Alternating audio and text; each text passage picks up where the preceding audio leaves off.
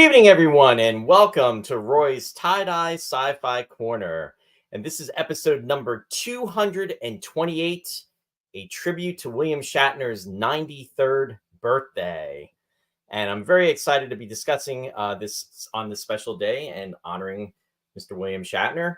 As we all know, he is an icon for sure. Now, this is going to be a very special episode because what I'm going to be doing is I'm actually going to give the opportunity to the folks that are out there that are viewing to actually come on and basically join me for a few minutes. I'll try to keep it to maybe 7 to 10 minutes. I mean, it can go a little longer maybe, but I want to try to, for the folks that want to come on and discuss. What I'm doing is I'm opening it up to actually just talking about what your favorite either television series or movie of William Shatner, and just to find out like when you first saw him and when you actually became a fan of him. So we'll be discussing that this evening. Just to let everybody know, Ross is not going to be joining tonight. He actually had some previously scheduled plans that were taking place.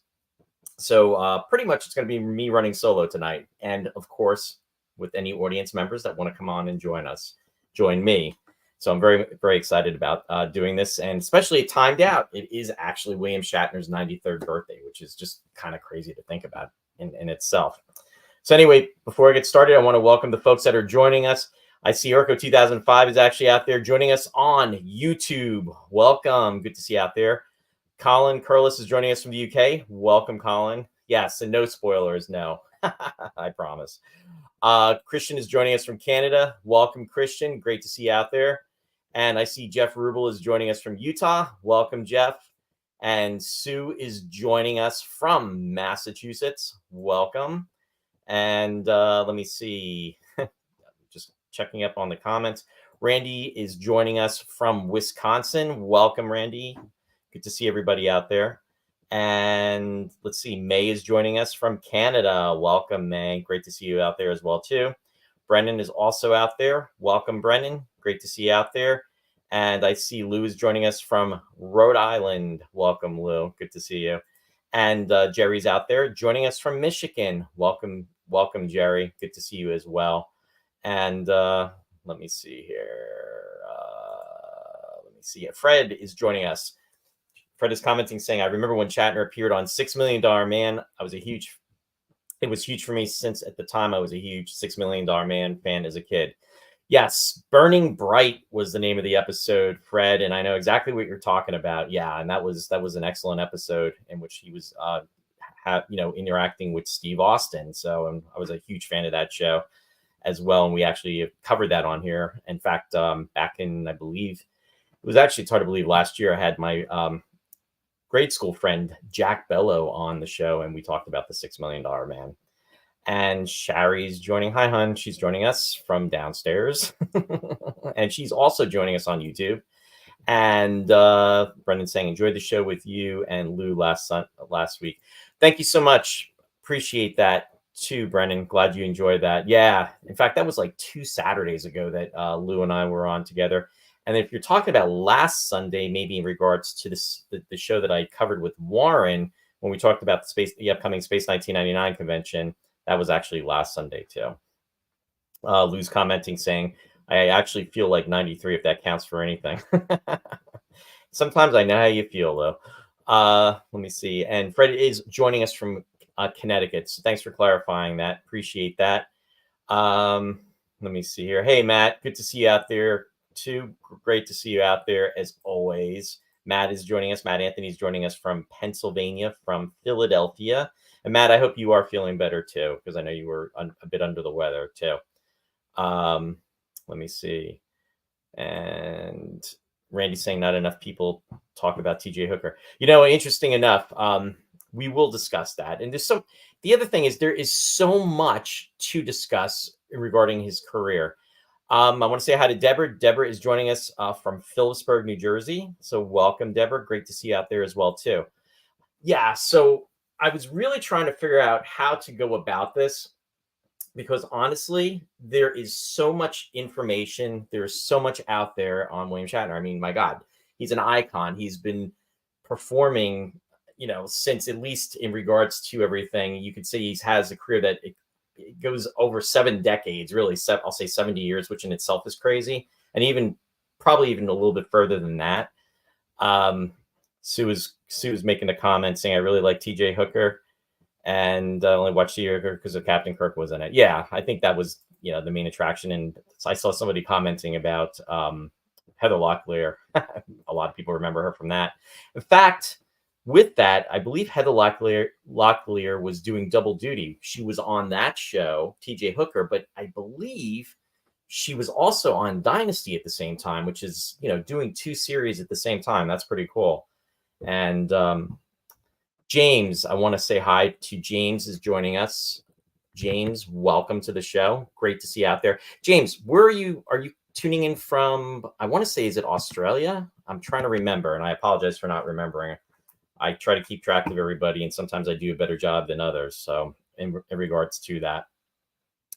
But yeah, so what I was originally saying was I was trying to figure out exactly how I was going to go about this, because again, there is so much to his career.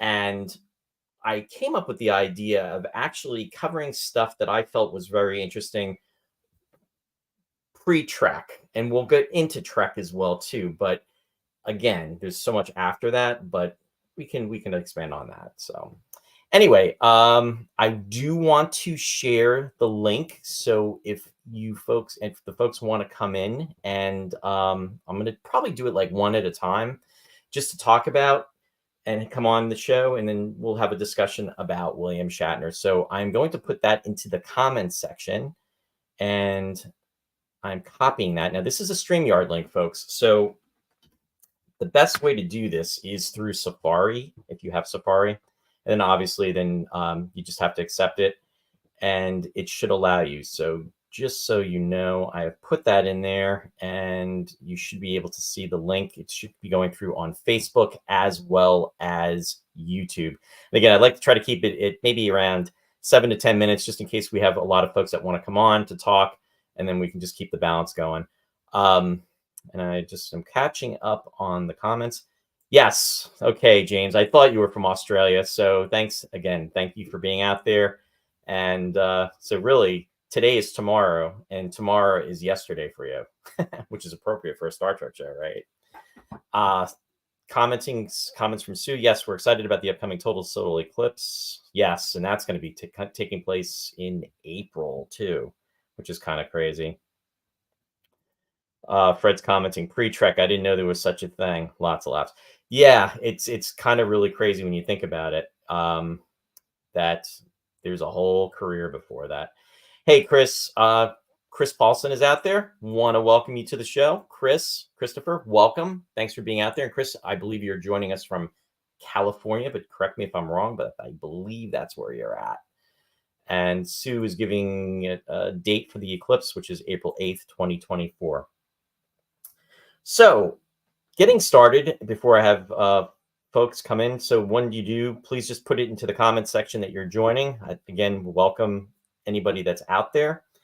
As I was saying, I was trying to come up pretty much with a timeline of how to go about this. So what I'm going to do is I'm going to actually present a question to you folks. Who remembers back in 1979, towards the end of 1979, November of 79, this book that came out, and it was called Shatner Where No Man. Now, it was an authorized biography of William Shatner. I'm curious. Let me know if you folks remember that book. Pam, welcome to the show. Great to see you out there. Thanks for joining. Sue is saying she has the book. So there's a mall that is actually in the town here. Well, we live in Phillipsburg, New Jersey, where that's actually the postal box. But there's little subdivisions of towns, and you have different townships. So anyway, there is a mall there that is called the Hillcrest Shopping Center, and there was a store called Thrift Drug back in the day, and they had a small book section. Well, anyway, with one of the books that they had, I came across this book, which was Shatner Where No Man. And what I was very intrigued by this book was that it not only had information about Star Trek and in regards to pictures and talking about events, but it also had information and photos that were taking place prior to Star Trek. And I thought this was super cool. Now, again, think back 1979. This is literally what, 45 years ago? This is before the internet. Essentially, what did we have? We had publications in regards to magazines. And for sci-fi folks out there, I always like to talk about Star Trek on here, Starlog, right? Starlog magazine, and then there was other publications. So actually coming across this book and coming across a lot of the photos of William Shatner pre-Trek was really, really cool. So anyway, I thought, you know what, this might be a good basis to kind of follow in regards to outlining everything and for our discussion tonight. And yes, it is good that it was authorized, and I made sure that it said authorized before I put it on here too. Let me see here. Colin is saying, sad, really, the internet destroyed magazines overall. Yeah, I mean, unfortunately, magazines have definitely kind of gone in a different direction because of the internet. It's almost like a double-edged sword. It's almost it's a blessing and a curse at the same time. But I still really treasure my old Starlog magazines. I treasure those old vintage magazines where you can go back and you can look at a lot of the information that was published. And one of the good things too is because of the internet, we can actually access that information. So that in itself was pretty cool. Deborah's commenting. Deborah, thrift drugstore. Oh my, sitting in the booth eating French fries. There you go, Deborah. Jerry's saying he misses Starlog, and yeah, Brendan's saying the internet has destroyed everything. Not everything, but it's just, again, it's things have gone in a different direction with a lot of stuff. And yes, Sue, those were the authors of the book. So anyway, with that said, I thought it would be kind of cool to use that as a basis. And before I start delving in, I just want to make sure that everybody got the link that I shared, and I will reshare it if you want to come on. And just to make sure that if you can come on, and I'm putting it in for the StreamYard link, and it should be coming through once more. So you folks have it. There you go. Fred commented about Omni Magazine. Yeah, exactly. So anyway, now I'm going to present in regards to some old photographs. Now, some of these were on the internet. Some of these were actually in the book. So it's crazy. Again, 93. I can't even imagine. I mean, I'm 57 and with 58 coming up. And I think that, I was born in 1966. So William Shatner was what? He was literally 35 years old when I was born. So 35 years from now is 93, which is kind of scary in itself. But anyway, here's some different, old photographs, which are pretty cool. I want to welcome Martin. Martin is out there joining us from New York. Welcome, Martin. Good to see you. And Fred is saying he's 56 years old. Yep. For the most part, Fred, I think we're pretty much all in the same realm. Oh, and it looks like Brennan is out there too. So I'm going to welcome Brennan on in a moment. And here's some more photos. And this one, I believe, was like from a high school graduation, was in the yearbook. And the photo in the middle was actually in that book. And then some other shots of William Shatner back from the day. So anyway, before I go on, I am going to welcome Brennan onto the show. And I'll bring him in. And I also see Randy's out there too. So like I said, we'll do this one at a time just to give everybody some fair screen time. And I'll start with Brennan. Brennan, welcome. How you doing? Good. How are you? Can you hear me? Yeah, I can. Can you hear me? Yeah, I'm on a different computer this time, so it's going to be a little better, hopefully. Nope, you sound really clear. I can hear you. I can hear you very well. So very thanks for good. coming on. I appreciate it. And yeah, so have to ask you, Brendan, when was the first time that you were exposed to William Shatner? Was it through Star Trek, or had you? Yeah, obviously, when I was a kid. I mean, it was on like 5 years old. They had canceled. They had Lost in Space. They took that off. Those reruns I'm talking about. And my brother was still watching the same channel, same time, and he put Star Trek on instead. And I'm like, I was disappointed because I wanted to see Lost in Space. I like Penny. So, but it's the way it goes. And I didn't quite get into it when I was a kid, though. It was a little too hard for me to understand. But over the years, he's the man. What can I say? I like him better in the movies though, than in the show. Okay. I think when I was a kid, I was like, he's always cornball with everything taking so long, and but in the movies he showed real good motion. I thought, especially second on. Yeah. Let me ask you a question, Brendan. How, if you don't mind me asking, how old are you? I'm 57, Okay, so 56, 56. okay. You're actually a year younger than me, so there you go. Yeah. No, I was very interested about that because essentially, I mean, my exposure to William Shatner, obviously, too, was the first time I saw him and came across was because of Star Trek. And the interesting thing is that my aunt was a huge William Shatner fan, and she had liked seeing. I mean, my aunt, in fact, my uncle, her husband, my uncle John. Ironically enough, it is his birthday today. So in case he tunes in, I want to say hi and to my uncle John. Happy birthday. It's his 75th birthday, and I hope he's having a very special day. But his birthday coincides with William Shatner's and vice versa. So my aunt really had like a crush on him and always thought, he was really cool and everything. So she kind of exposed me to Star Trek at a very young age. And I'm thinking it was probably around like 1972. And I seem to have this recollection of watching Star Trek on Channel 11 out of New York City. It was on WPIX back in the day.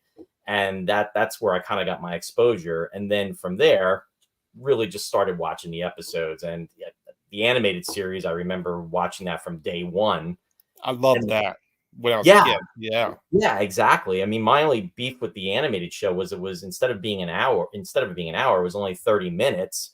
And it went so quickly, but I really enjoyed it. And I always wondered, why wasn't Chekhov there? You know what I mean? Why wasn't he in why did we have Mr. Eriks? I like Eriks. I want him. No, he was cool, but I missed Chekhov.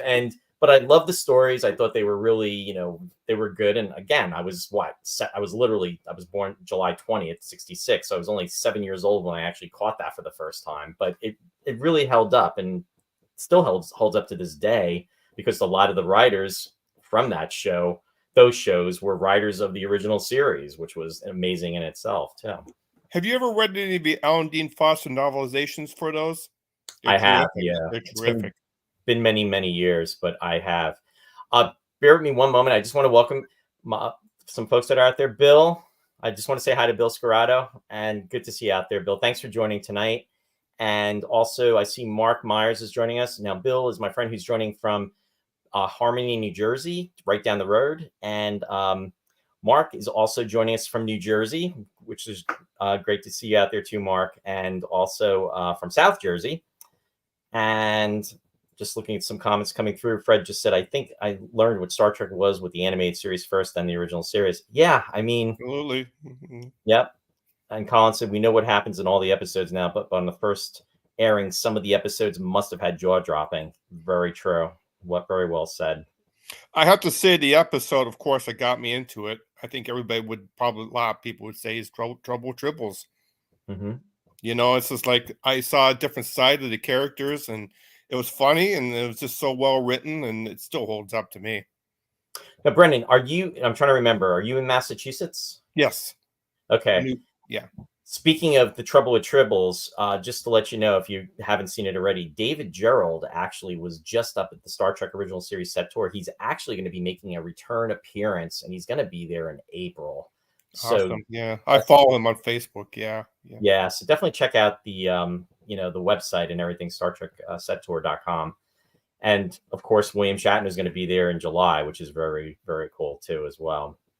I met him. He's very nice. I like William. Bill, we're talking about him. Of course, I like him. There we go. I want to say hi to Don Bethman. Don is joining us from Delaware. Welcome, Don. Great to see you out there.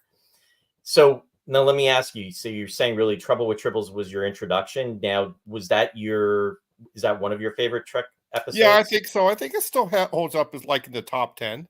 Okay. Of course, when I grow older, there's other ones that I can't tell my exact top one. Probably Doomsday Machine's really good. I thought that's Norman Spinrad. It's another good writer. Yep. But top 10 definitely. No, and you brought up an interesting point too about the Alan Dean Foster novelizations, and I do actually have quite a few of those actually stored away, and those are always very, very pleasant to read. And yeah, it's just every now and then I'll try to like I said, it's been a while, but I'll try to like delve into them. But it's just timing is everything when it comes to that stuff. Now, let me ask you something. Were you a fan of William Shatner in any of his other incarnations? Anything else that he did, outside of Star Trek? Well, I say things here and there. I mean, I like Kingdom of Spiders, and he wasn't one of the airplane movies. He was in Airplane 2, and that Yeah, came that out. was very funny. His Yes. cameo in there. I mean, I've seen him in Clumbos and different shows here and there, but I think he's good in whatever he does. It's I always enjoy his performances. I like that he's always working too. He's not like one of these actors that they do one show and then they just totally disappear. I mean, it's not totally their fault, but he's always out there. He's always, and he just it's a part of American life. He really is at this No, point. and he really, he was a classically trained actor. I mean, he did Shakespeare and then did a lot of, the golden age of television in regards to the different shows that he did. I mean, he was also on Broadway. And then, of course, in the 1960s, and I'm going to go through the slides just to show, a lot of the different shows. And then, as you were mentioning, in the 1970s, he did a lot of episodic television. You mentioned the Columbo episode, Fade into, trying to think of the title. It's escaping me at the moment. Know this. And I just went up on it. It was Fade to Murder. Yeah, he actually played a couple of them. I think he did one in the 90s too. He did. Yeah, he was back for that. Yeah. When it comes to Columbo, I was more of a 19s. I was more of a fan of the 90s. Same here. Yeah. I just felt that those were a lot better, but still, the fact that he was able to come back and he reinvented himself too, which is amazing. I mean, when you think about it. So and to your point, he was always working. It's just it's pretty amazing. And going to space too. And going into space, yes, we don't want to forget about that. I mean, that in itself would a huge accomplishment, and I'm pretty sure that he's going to hold the record as far as being one of the oldest folks to go up into the outer atmosphere like that. That's pretty amazing. I want to say hi to Jenny. Jenny's joining us from Australia also. Welcome, Jenny. Thanks for being out there. Fred is asking, did he train as an actor with Christopher Plummer? I think I read that somewhere. I believe he was an understudy for Christopher Plummer in a role. I don't specifically know what role that was, Fred, but yes, they definitely worked together in Canada, as far as I know. Pam is commenting, saying he's always working, still at 93. And yes, Colin, and going into space. And Don commented about his singing too, the best talk singer around. I liked his albums. There was one that was really good. I can't remember the name of it, but one of the guys from King Crimson worked with him on it. I think yeah. Oh, okay. Yeah. Matt, yes, he was an understudy for Henry V. Thanks, Matt, for sharing that information. Good tidbit. So, Brennan, I want to say thank you for coming on. It's much appreciated. I appreciate your support of the show and being out there each week. And yeah. And as I always like to say, we'll live long and prosper. So say hi to Ross for me. I'll be in the comments section. Sounds good. Take care, and I'll talk to you soon. Yep. Okay, appreciate Brennan coming on. That's very cool. And yes, and also Fred is commenting about the Transform Man 1968 album. Absolutely.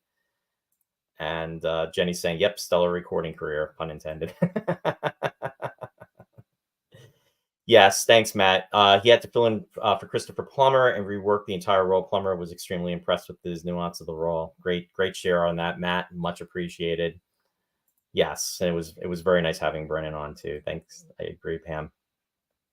So anyway, I'm just going to share a couple more slides of different things that I came across. A lot of the what's great now about we're talking about the internet, and we were talking about some of the pros and the cons because of how we've lost out on magazines and everything. But one of the pluses is that I have to say the fact that we actually have YouTube, you can find so much material out there, and it's really impressive. And a lot of this stuff is predating, going back, into the 1960s, 1950s. And trying to prepare for the show, I was coming up and going through, and there was actually some material that I had not even come across, or I had heard of, but had never really watched. So I try to catch up a little bit, but I definitely would recommend, if you do have the opportunity, definitely do a search on William Shatner's work, and you'll definitely come up with a lot of interesting information. So before I have Randy come on, I'm just going to share a couple more slides, and just to show the viewers out there, just so we can just take a look. So again, these are different clips from different things that he did. Now, interesting enough, there's a movie that he did back in 1955. It was called Billy Budd, and I don't know if anybody out there has actually seen this, but if you have the opportunity, definitely check it out. Also, as we were talking about being classically trained, he was in Julius Caesar, which was really very impressive. And then also there was a movie called Forever Galatea. That was in around 1955 as well. Now, for folks that are, I don't know if anybody's actually had the opportunity to check out a Studio One production. It was called The Defender. And this was done back in 1957. And this was actually a live broadcast too. And it's very, very impressive. So if you do have the chance, William Shatner worked with Ralph Bellamy and also a very young Steve McQueen in this. And it was the first time they did a courtroom drama, and it was done in 2 parts. And the writer of this was the writer of 12 Angry Men. So I thought that was pretty interesting as well too. So definitely, if you have the opportunity, if you haven't seen it, definitely check it out. The live broadcast did take place February 25th of 1957 and March 4th of 1957. And like I said, this was the first time that a split was done like this. But what they wanted to make sure was that all the information 1 hour to have it contained would have been too short a period of time. So it was pretty cool that they had done that. So I'm going to bring Randy in. Randy, welcome. Oh my goodness. Hello. How are you? I'm doing well. Yourself? I'm good. I'm very good. Good to see you out there. It's been a while since we've actually seen each other in person. You were on the show, probably about 1.5 years ago now. Time is just going by so quickly. I can't even keep track of anything. We were talking about Adam Quark, as I recall. Yes, that's right. That's right. So how you been? Good? Yeah. Oh, good. So doing well. So enjoying this surprise winter we have after spring. Yeah. We actually, in New Jersey, we actually have a lot of rain that's coming our way. Are you going to be hit with snow like today or tomorrow, or are you already getting it? We got it today. Yeah, we got it today. Yeah. How many inches of snow did you get? Did you get a lot, or? Yeah. There's a little delay, I'm noticing. Sorry. We got about 6-7 inches. Wow. Okay, that's a lot. Especially in March when it's officially spring now. Yeah. So, Randy, tell me when was the first time that you saw William Shatner, or was it in Star Trek?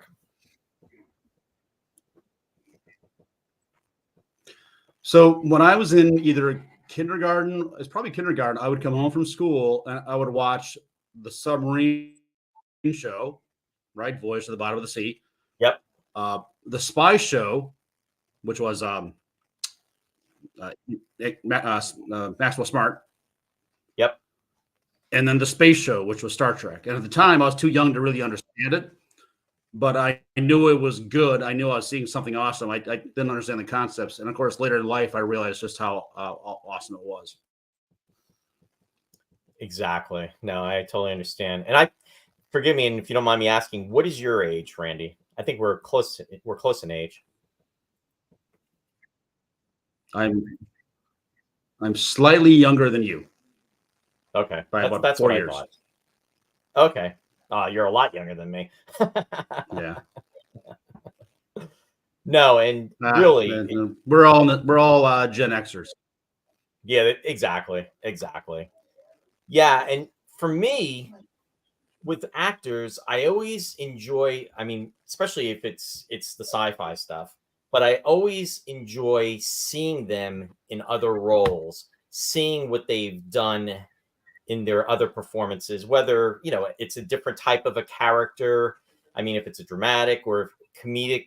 So for me, seeing William Shatner in those Twilight Zone episodes when they were running them on Channel 11 and reruns, I would get really excited. And maybe The Outer Limits, because it was an opportunity to see him in a different type of, role, different type of capacity. Did you have that? Do you recall watching different things as well with him?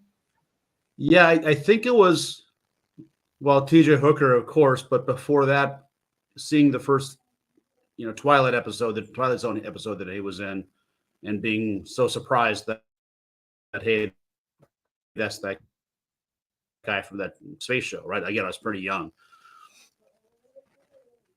Right. No, that totally makes sense. Yeah, and just to share, so we were talking about some of that, some of those other shows. Oh, go ahead. Yeah, there's a little delay. My apologies, but I'd like to share the story about the first time I met William Shatner. Yeah, absolutely. Please. I was in Hollywood walking on the street. Long story, it was for a work trip, and someone approached me with tickets to the Donnie and Marie show, and I had no interest in going to see Donnie and Marie, but he goes, special guest star William Shatner. Yeah, count me in. I want to go see William Shatner on Donnie and Marie. I get to the studio, and they asked the person ahead of me in line if they wanted to ask a question of William Shatner. And she said, and I had a look on my face. So she turns to me and said, "Sir, would you like to ask William Shatner a question on the air?" And I said, "Yes." And they pulled me aside. I'm face to face with Shatner, not sure what to say. We had a little conversation. And then, what's your question for Mr. Shatner? And I blanked out. What am I going to ask? I had never thought about this moment before. I ended up asking him about his horses, and he liked that question. Oh, I'm sure he did. It was fun. That's really cool then. Now, how long ago was that? What year was that?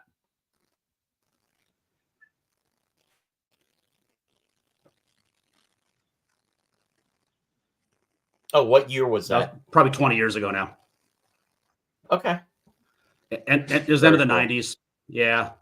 I don't remember exactly. It was a while ago. But it was a surprise moment, right? Where I thought I was just going to be walking on the street, and next thing you know, I'm face to face with William Shatner. It's crazy how things can happen so quickly, right? Yeah. Totally unprepared for it. And then I went back to my office and told people the story, and no one believed me. So see, that was a story in itself. Well, thank you for coming on, Randy, to share that. I really appreciate it. And again, it was great to see you. And again, appreciate your support of the show and joining us each week. It's very much appreciated. Likewise. I'll talk to you soon. Keep up the good work. Thanks. Thank you, Randy. Thanks, Randy. Again, much appreciated. And that's very, very cool that he actually had that opportunity to do that like that. So next, I'm going to be bringing James on in a moment. And James, again, is joining us from Australia.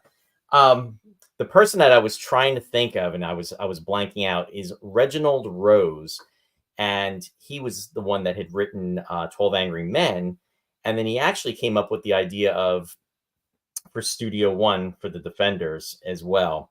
And then later on, the Defenders actually became a television series, but when it did not include William Shatner as the stars, and it was actually E.G. Marshall and also Robert Reed, who would later be known for playing Mike Brady on the Brady Bunch.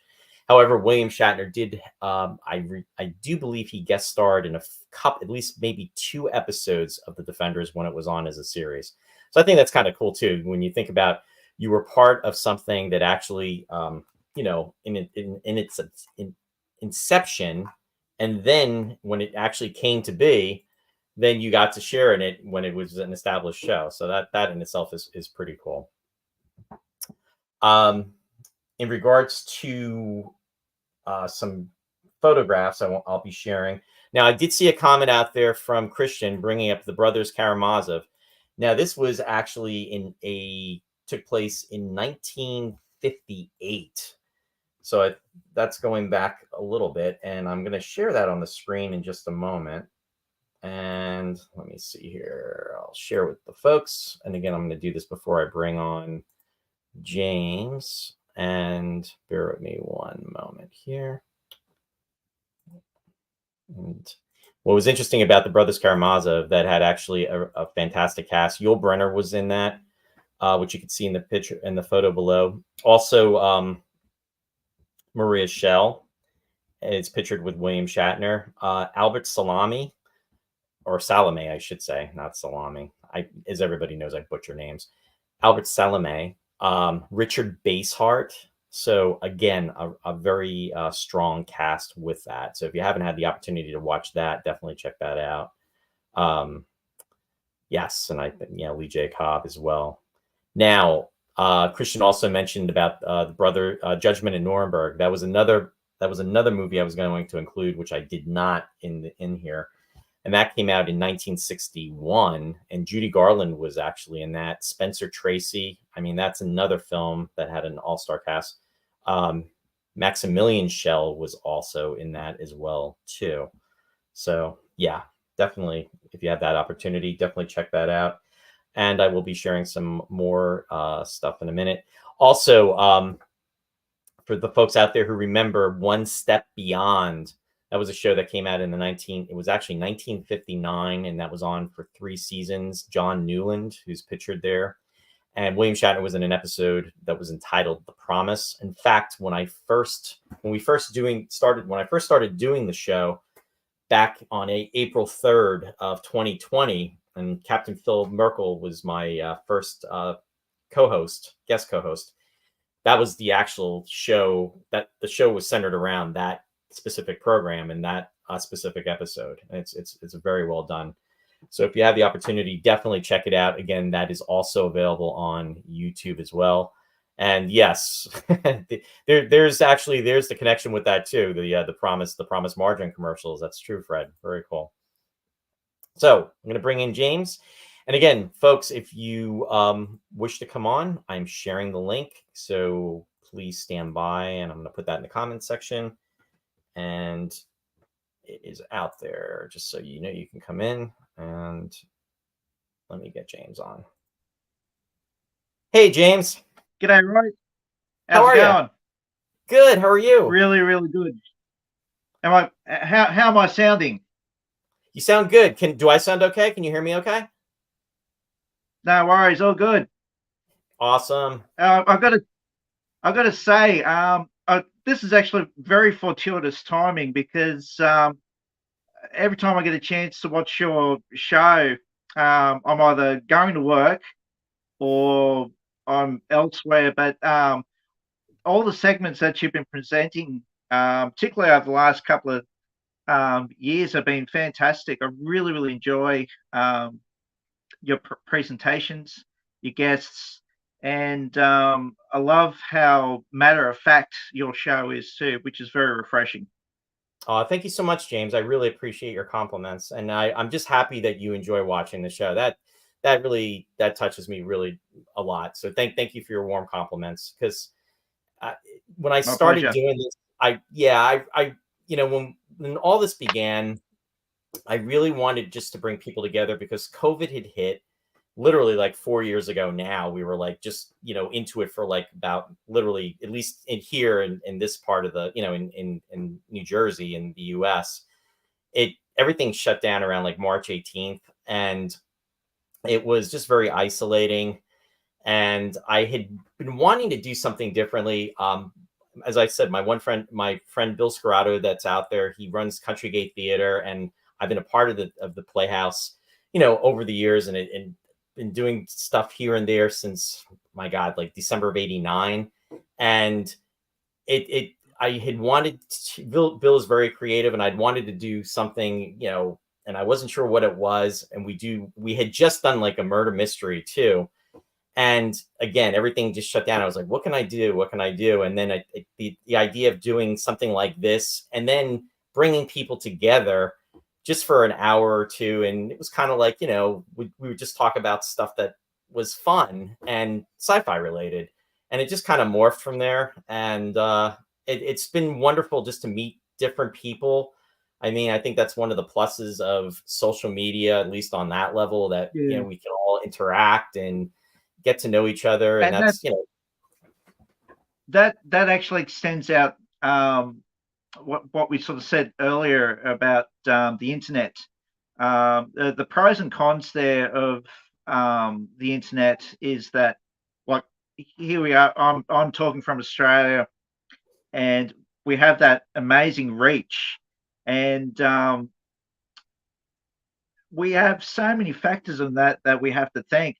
And when we look at the original show of Star Trek, that very aspect there is one of the reasons why we love science fiction and why that is a reality for us.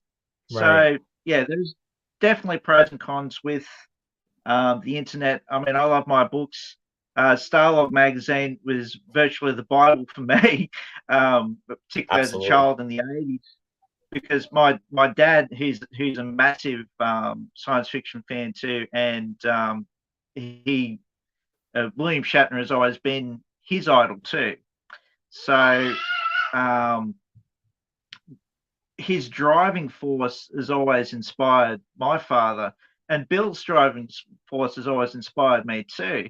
So when you're reading about Bill, particularly in all these old books and magazines, you've got to be blown away, just the body of work this man has done.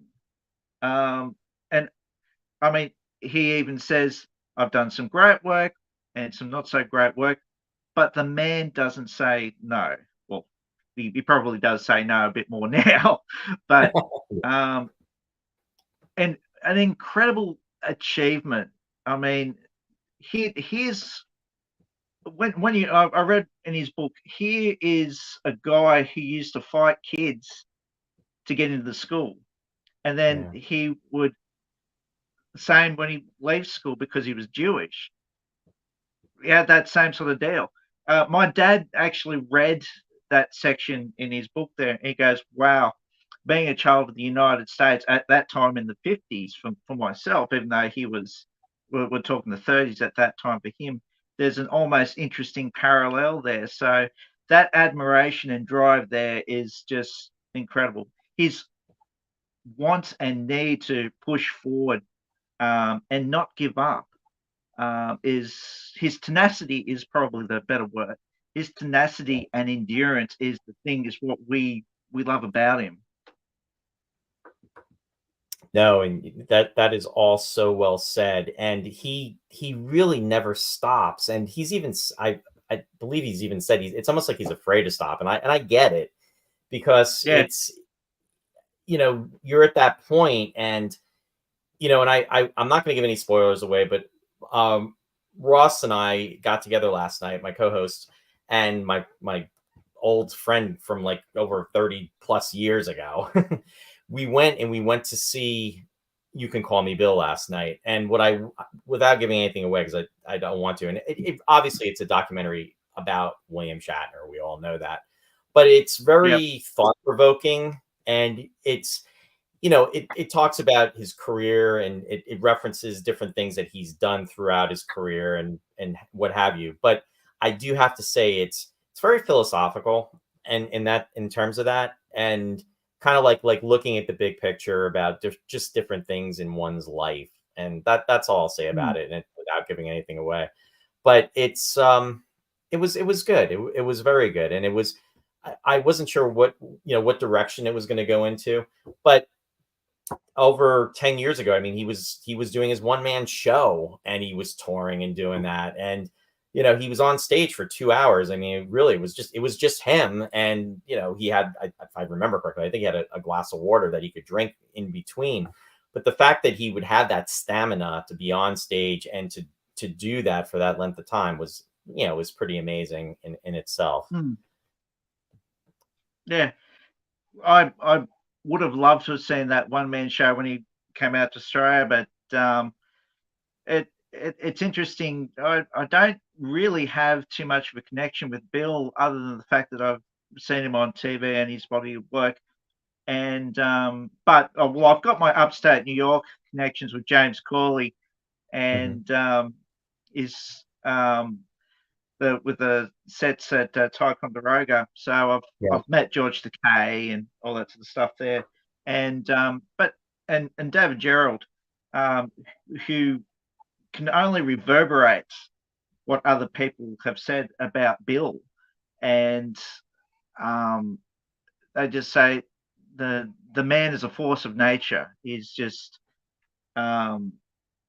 is so incredibly knowledgeable. That's another aspect there too that a lot of people don't. Well, a lot of the mainstream people don't take into account of Bill is just how knowledgeable he is. I mean, the man. I would seriously would love to know what his IQ is, because he has an ability to consume books. I mean, that's incredible.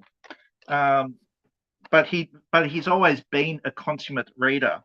But just backpedaling a bit, you mentioned about One Step Beyond, that episode, The Promise. That's a great episode, and his performance there is very much in character. Very much in character. I really love that episode. Yep.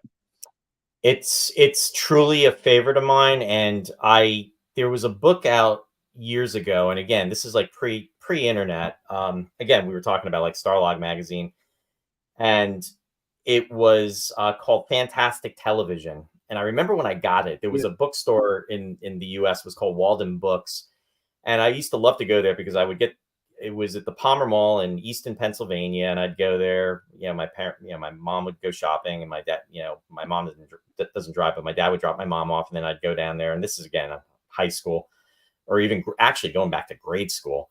And I saw this book, and it's by Gary Durrani. And what was so cool about it was that they talked in that book. It has different episode guides for different series, and they had one for The Adventures of Superman, which was from the 50s. They had One Step Beyond, and I had never heard of One Step Beyond, but again, this is around like 1979, 1980, so we were just starting to get cable in this area. But essentially we only had our basic stations, and a lot of these shows they didn't show. So it's like I came across it that he was in it, and it looked like a really, you know, interesting episode. And then fast forward years later, you know, there's the release that's on, whether it be VHS or beta, didn't have a beta player. And then of course YouTube, and then having the opportunity to see this episode. And to your point, it was only 23 minutes, but it was so well written.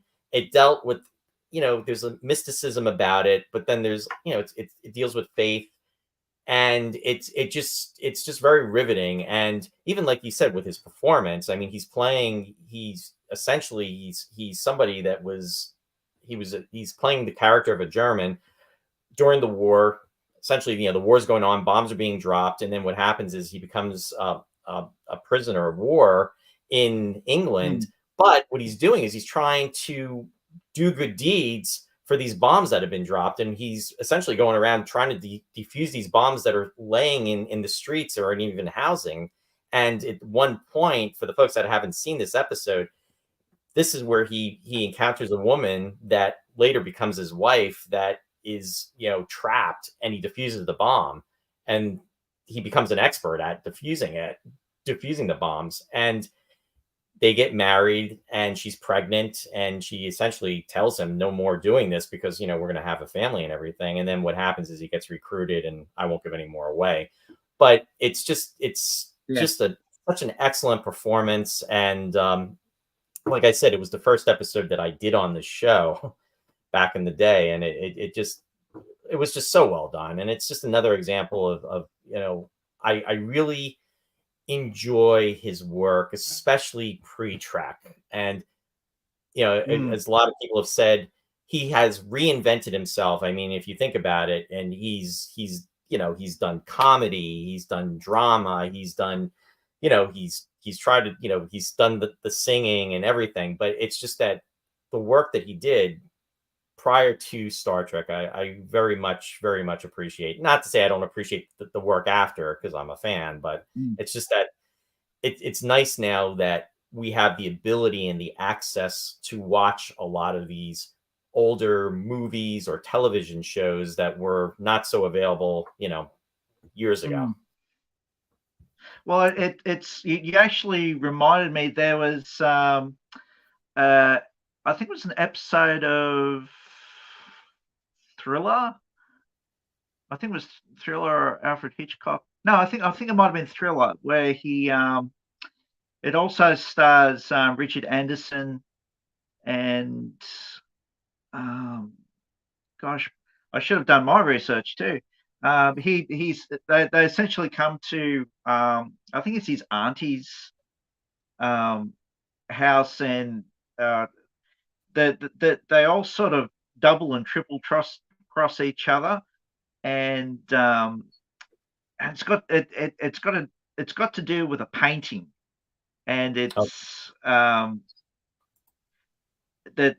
this painting it's like a cursed painting, and it's like, I've got to research it, but it's a very, very good, a very conniving episode. And I think it may have been written by Richard Matheson, but again, don't quote me on that. I definitely have to check it out. But Bill's performance in that is superb, and the way that episode was filmed too, where we appreciate black and white TV. The Haunted House, yes, that's the one. Thank you, fantastic Brennan. Episode. Yeah. So to all the guests who haven't seen it, I would highly recommend it, and it makes you appreciate, with pre-Trek shows, how his performance just seemed to be so. I actually think his performances seem to be a little bit more on point in some of these older shows, because there's such a constraint, right? And like you'd be pounding out shows every week, it's just so intense, intense work, and that's admirable. No, it really is, and that's very well said. I think I've seen part of that episode now that you're mentioning it, and again, I don't want to give anything away for the folks that haven't seen it, but I think I vaguely remember it. A lot of those, the golden age of television, again, like you said, a lot of those performances are so strong and so well done. And just to share like some of the if I can get to my screen here, I was going to share some other performances that I came across too. Like, I have not seen this, but I came across he was in something. Now, this was a Canadian, for folks out there that are from Canada, something called General Motors Theater, and it was called from the CBC Theater, and it was this show ran from September of 1952 until 1961, and he was in an episode entitled The Well, and it's from 1960. And as you can see in the photo there, James Doohan's actually in the episode with him. And I thought that was pretty cool. And I was trying to find it to see if there was a video available of it, but I wasn't able to. But again, pre-Trek, and there's an example, which was kind of cool. That's the unfortunate reality of, like, particularly a lot of live to air shows, like, or as I call it panic TV, because you just got to go bang, bang, bang, bang, bang. Because live, there wasn't any pre-recording of any shows or anything like that. It was just like that, go out and act and put on a great show. Live theatre, I should say. Right. Roger Roger Moore was an advocate. Oh, well, he was predominant in the live theatre when he in his early days of acting, and he often commented on a lot of the stuff that they did was absolutely superb, but you were really under the hammer, really, to sort of perform, because and if you fluffed up, you had to ad lib as best as you could. And I could imagine if Bill was in that same situation, he wouldn't have any problem ad libbing. He would be able to utilize that pressure as best as he could.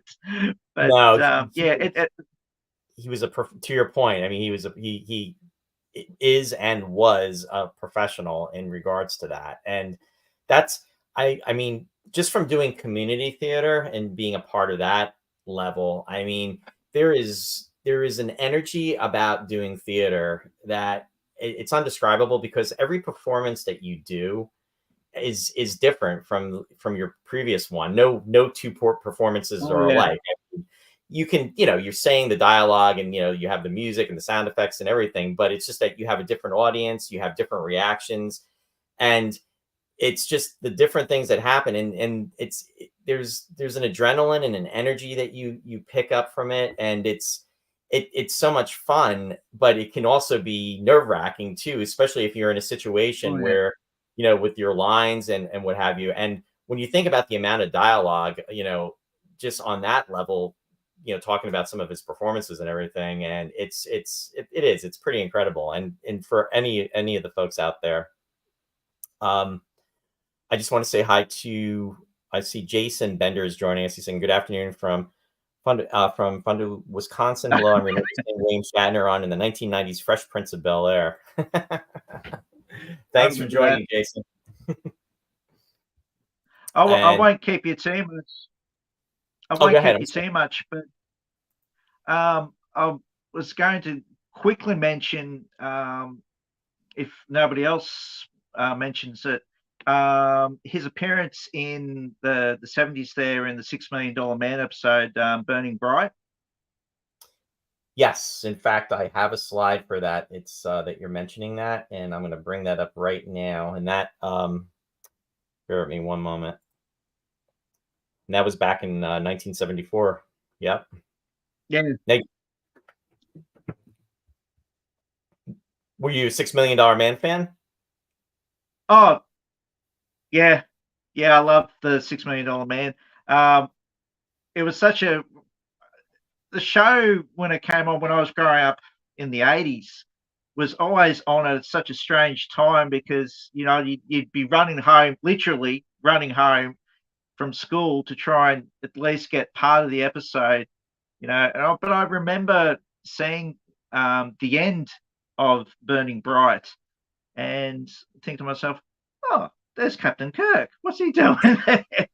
But now that I do have all the episodes and appreciate the set, and looking back, that's another example of some fans might see it as a bit cheesy, but again, Bill's performance in that is excellent. Here's a man that is so filled with information that at the end of it, and most people have seen the episode, it eventually kills him. Mm-hmm. It burns him out. But when I've watched that, there is so much of Bill also too in that performance. He has a love of a love of knowledge, a love of animals, and so forth. A great episode, a really, really great episode. It's interesting too, James, because that episode actually when the first time it was on was April 12th of 1974, so it's actually coming up on its 50th anniversary in regards to its original.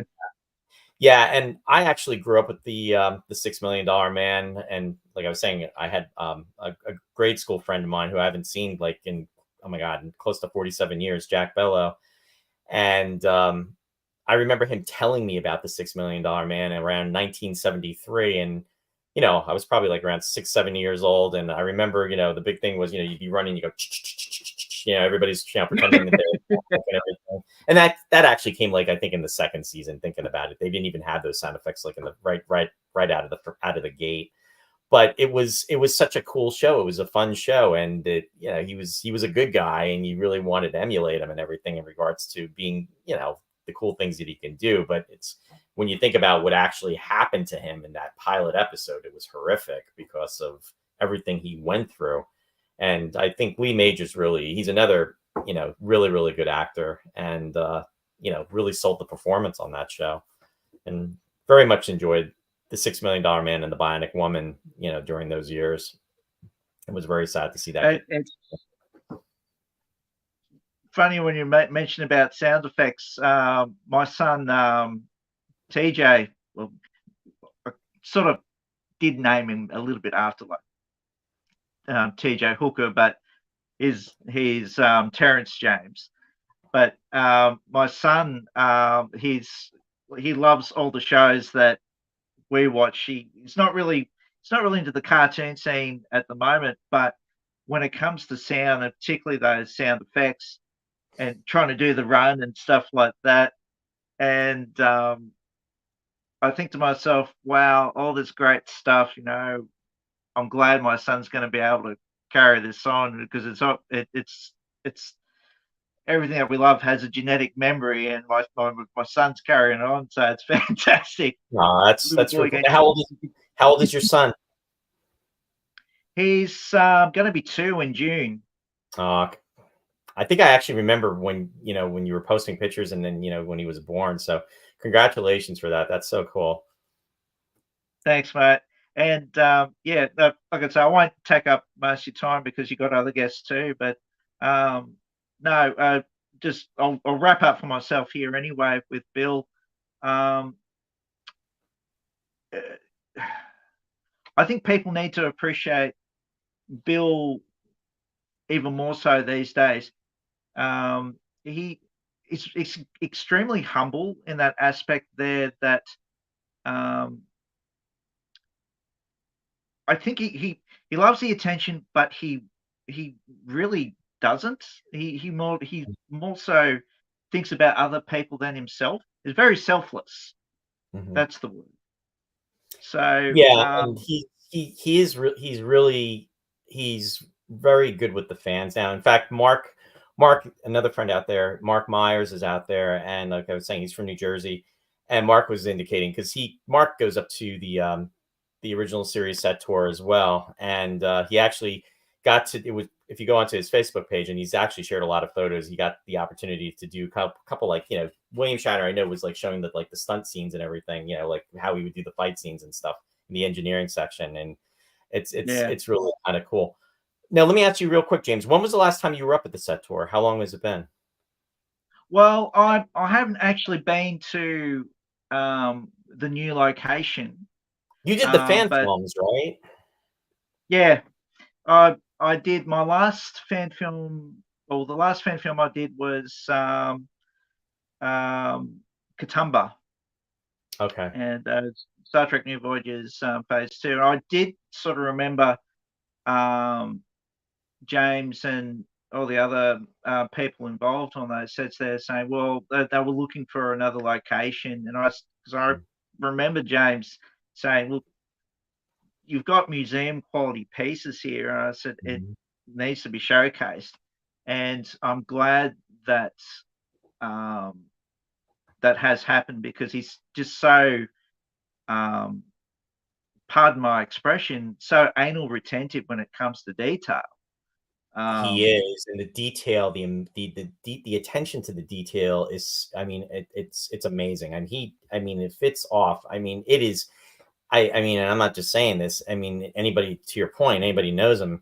It's just that the quality of those sets. I mean, it's sanctioned, it's licensed by CBS.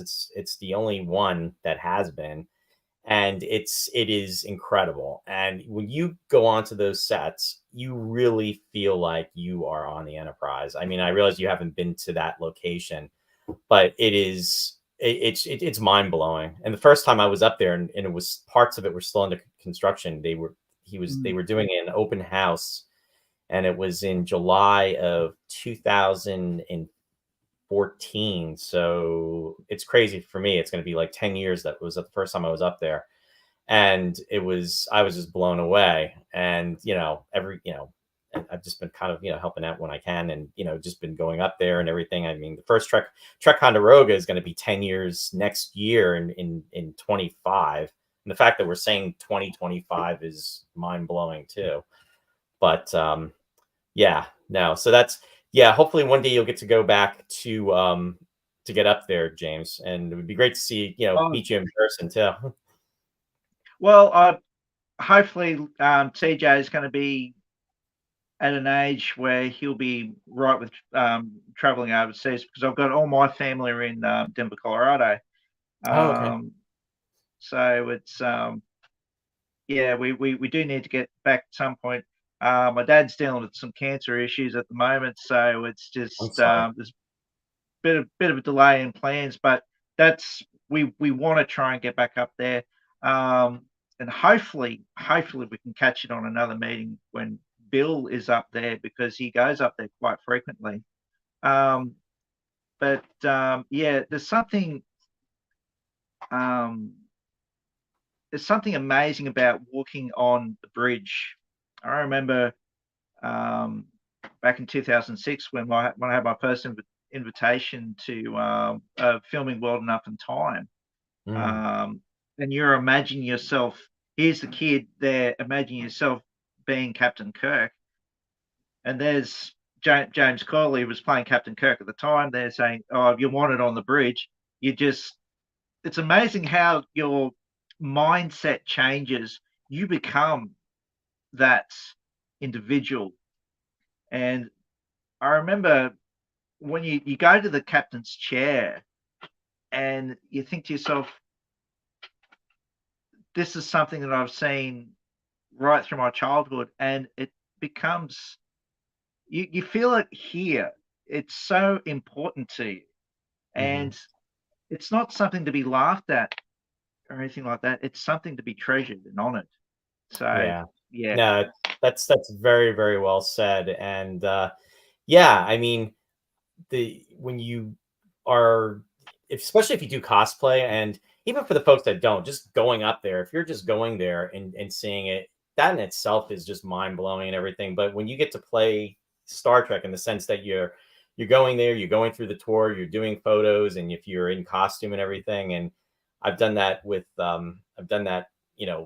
on many occasions, and I've got my iPhone is blowing up with all these pictures. But last July, my friend Lou, who's out there, and then also another friend that Steve, I met through Lou, and Steve had never been there. Lou had been there once before that, and I had been wanting to get Lou up there, and the three of us, I mean, we had a ball. I mean, we just going through and just doing these different scenarios, and it's like you're positioning, asking the tour guide if you can take pictures and everything, and it's a lot of fun. And it's you're tapping into that from, like you said, watching this and growing up, or even as an adult. I mean, I've seen adults that have been there for the very first time, and they arrive and they're crying because of what they're seeing and all the emotions coming out. So it's it doesn't even matter how old you are, but it's a wonderful experience, to your point. Well, I hope in 2026 that I can.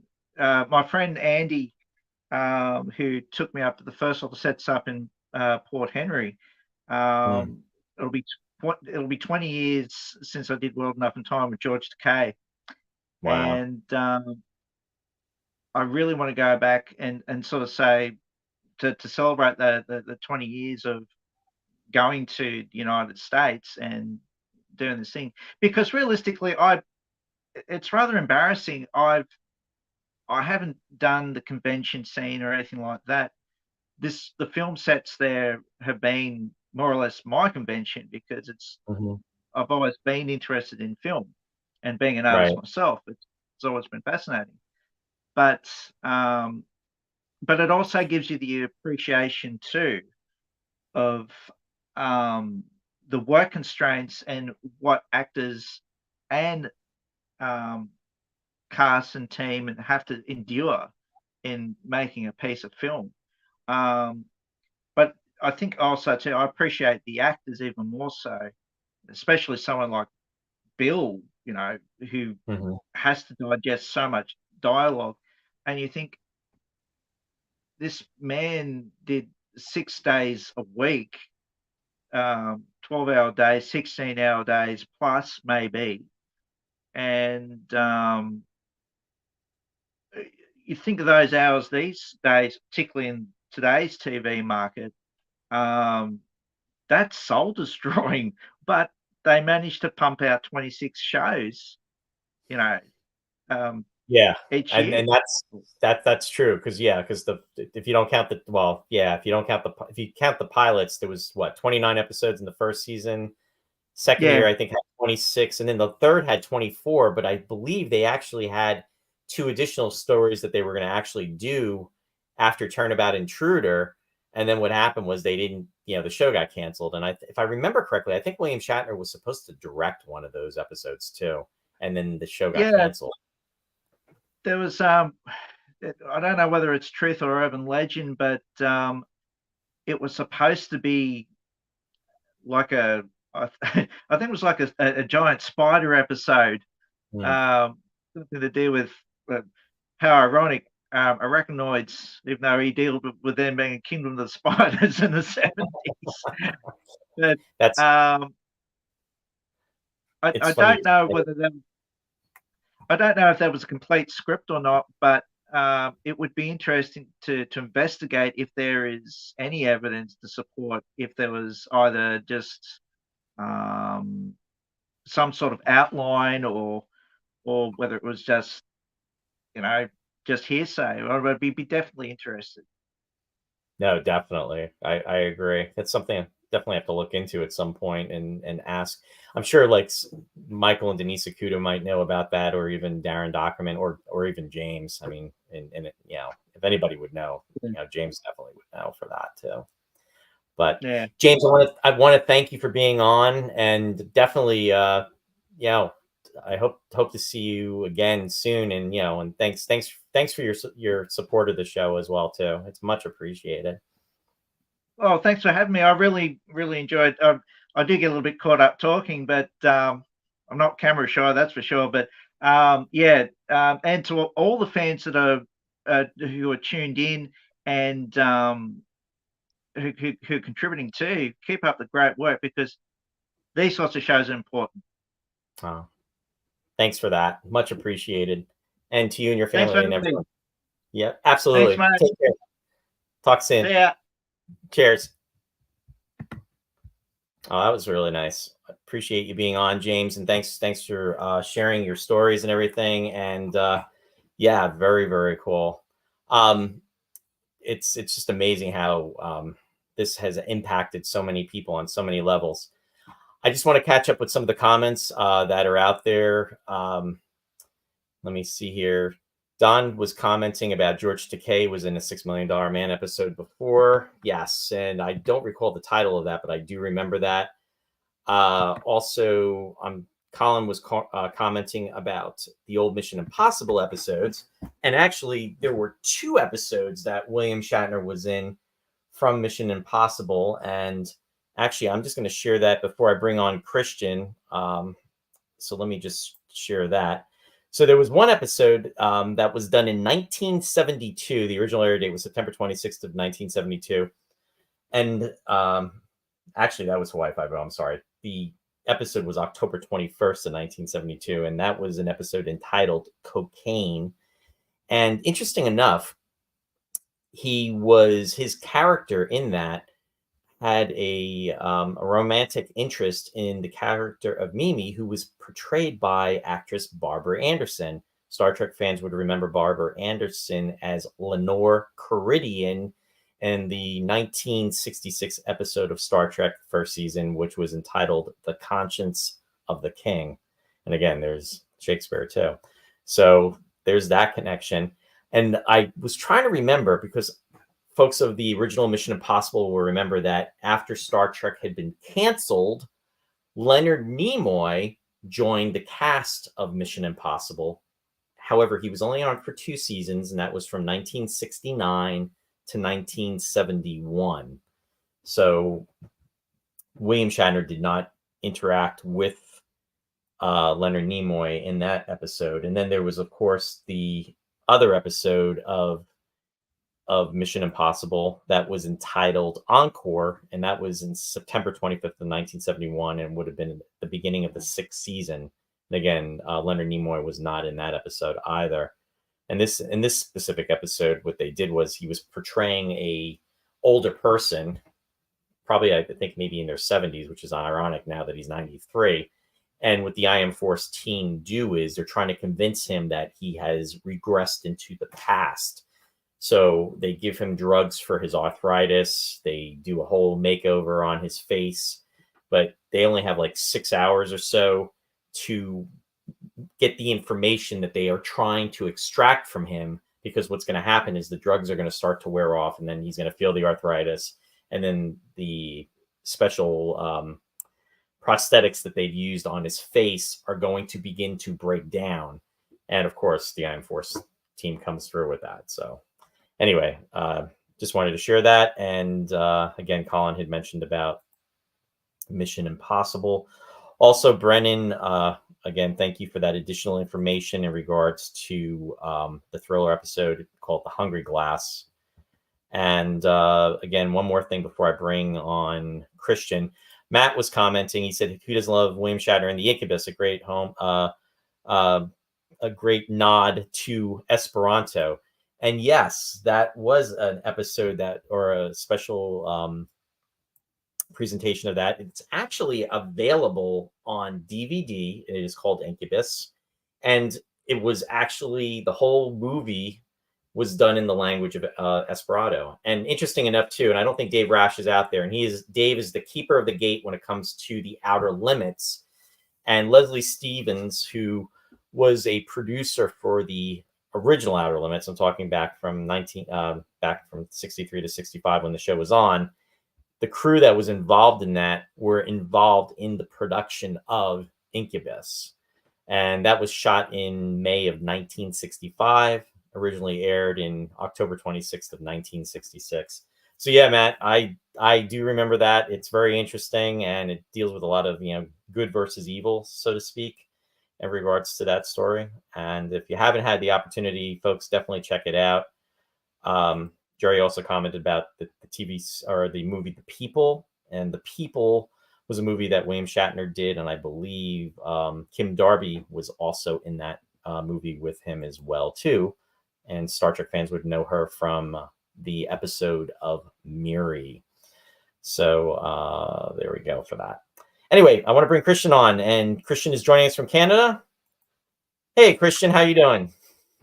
Hi, Roy. I'm fine. How about you? I'm doing well on William Shatner's 93rd birthday. So thanks for coming on. And as I always like to say, thank you for your support of the show. Much appreciated. Oh, thank you. Thank you, John, for the good works and everything. Everything. It's been, COVID was almost a good thing, I think, for in a way, Yeah, I mean, it put us in such a dark place with some things, but I like to think that this was, for me personally, just being able to, having more of the opportunity to focus on doing the show was definitely a personal plus. But I'm just glad, we're out, we're pretty much, 4 years have gone by, which again blows me away to think that was like 4 years ago already. I just do not know what's going on. It's just, I know the feeling.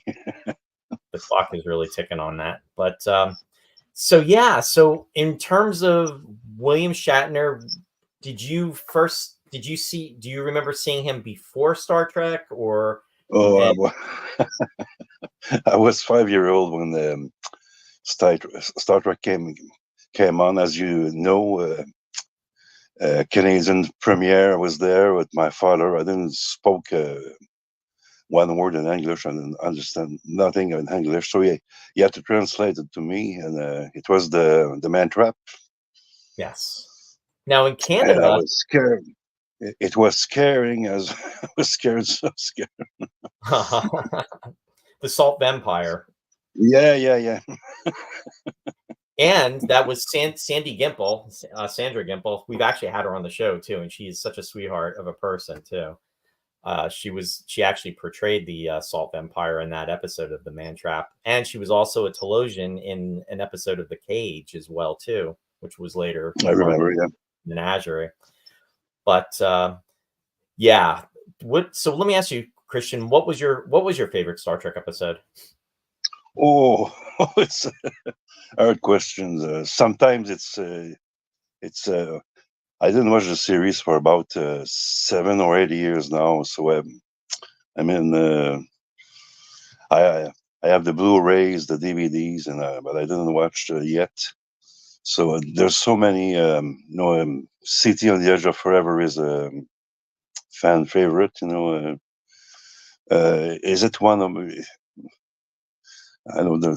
There must be 30 favorite episodes. So no, I totally understand. That's really like a loaded question because there's so many episodes that resonate, and even depending upon what mood you're in and what you want to watch, it just can really depend upon what you're feeling. And I mean, in regards to Trek, what I love about it is it's one of the few shows that I can watch over and over and over again, and it never gets old. It just I don't know what it is, and unfortunately, I have to clarify, and I'll say this. I'll say, when I say Star Trek, folks, I mean Star Trek from 1966 to 1969. No extensions, no, whatever. And I'm not taking away from anything else, but just for those specific episodes, I can go back and watch The Next Generation.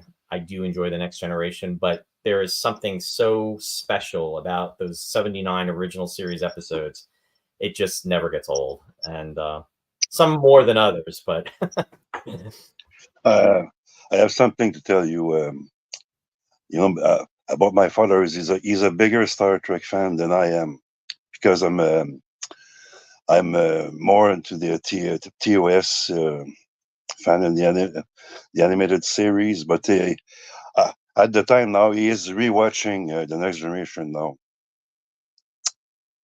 Recently, it's on one of our channel, the Sci-Fi channel, and he's rewatching now The Next Generation, all of it again, and he saw all the series, he saw more the Star Trek than I saw myself. So.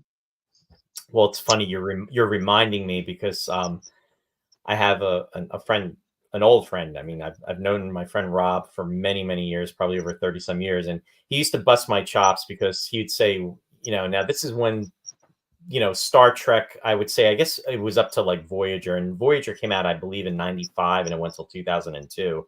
So that's the other one. Oh, Voyager is the other one that I liked. Yeah, I did not watch. I'll come clean. I have watched every episode of the original series probably 100 times over, and I'm not even exaggerating. Star Trek: The Next Generation, I've watched multiple times, and I watched all of them when they were on back in the day from 87 to 94. Deep Space Nine, did not watch all of them. Voyager, did not watch all of them. Enterprise, did not watch all of them. The only thing really that I watched every episode up until just recently, because now there's these other incarnations, Star Trek Picard. Now, the third season, I watched all 10 episodes, and I very much enjoyed it. I felt it was very well done, and it was a nod to Star Trek: The Next Generation. I mean, Terry Matalas, who ironically enough is from New Jersey. He was born in Bridgewater, New Jersey, like an hour up the road from here. And I believe he's about 10 years younger than I am. He knocked it out of the park. I mean, he had all what they call now, I'm dating, what do they say, Easter eggs, or these nods. and it was excellent. But in regards to watching all the shows, no, I haven't. And it's interesting that you're saying so. Your dad is a huge original series fan. Then He still is. that's really cool. How old is your dad, Christian? He just turned 87 a few weeks ago. Oh, well, happy birthday to your dad. Bless him. That's wonderful. Very, very cool. Now, you just mentioned the animated series. Were you a big fan of the animated series? I saw it. I saw just a bit of it back in the days, and later on cable TVs. But I bought the DVDs and the Blu-rays just a couple of years ago. So it's during COVID. So I rewatched all the series during COVID, and I loved it. I just hope they had made the same with Space 1999 at the time, but yeah, it's an American thing. It's an American thing, so only the Americans could have done it. So, well, you're mentioning Space 1999, and I'll just say real quickly. I mean, that's the other show that I can watch. I've watched those episodes probably 100 times over as well, and I can just watch them over and over and over again. It's just, but I can't do that with a lot of other shows, outside of that. I think about shows that are on TV now, and probably like with referencing Star Trek Picard, I watched those episodes probably like 2 or 3 times because I was really drawn to them to take in the extra detail. But in regards to watching something multiple times over and over again, it's just I don't have that interest with other stuff. But can I tell you something special about 1999, Space 1999? Sure. You know how much as I don't know if I told you, I watch the series every year. And there is something more I can't explain. Since 20-some years, I watched one episode. There's one episode I watch every week. Oh, really? All over the time. It's which one? It's not my favorite one, but I can't explain. I have to watch it once a week. Well, which one is it? Since you got to come clean on me, Christian, because you got my curiosity up. You brought it up. It's not my favorite, but it's a it's a good one. I try to remember the title. It's the one with Christopher Lee. Oh, okay. You're talking about Earthbound. Earthbound. Yeah, no, it's a very good episode. It was very, very well done. Don't ask me why. Don't ask me why. Maybe because I had the tape after the series. I only had the 6th episode that I recorded myself, and that's the one I was always rewatching. And before the DVDs and the Blu-rays came in, so now I watch on YouTube.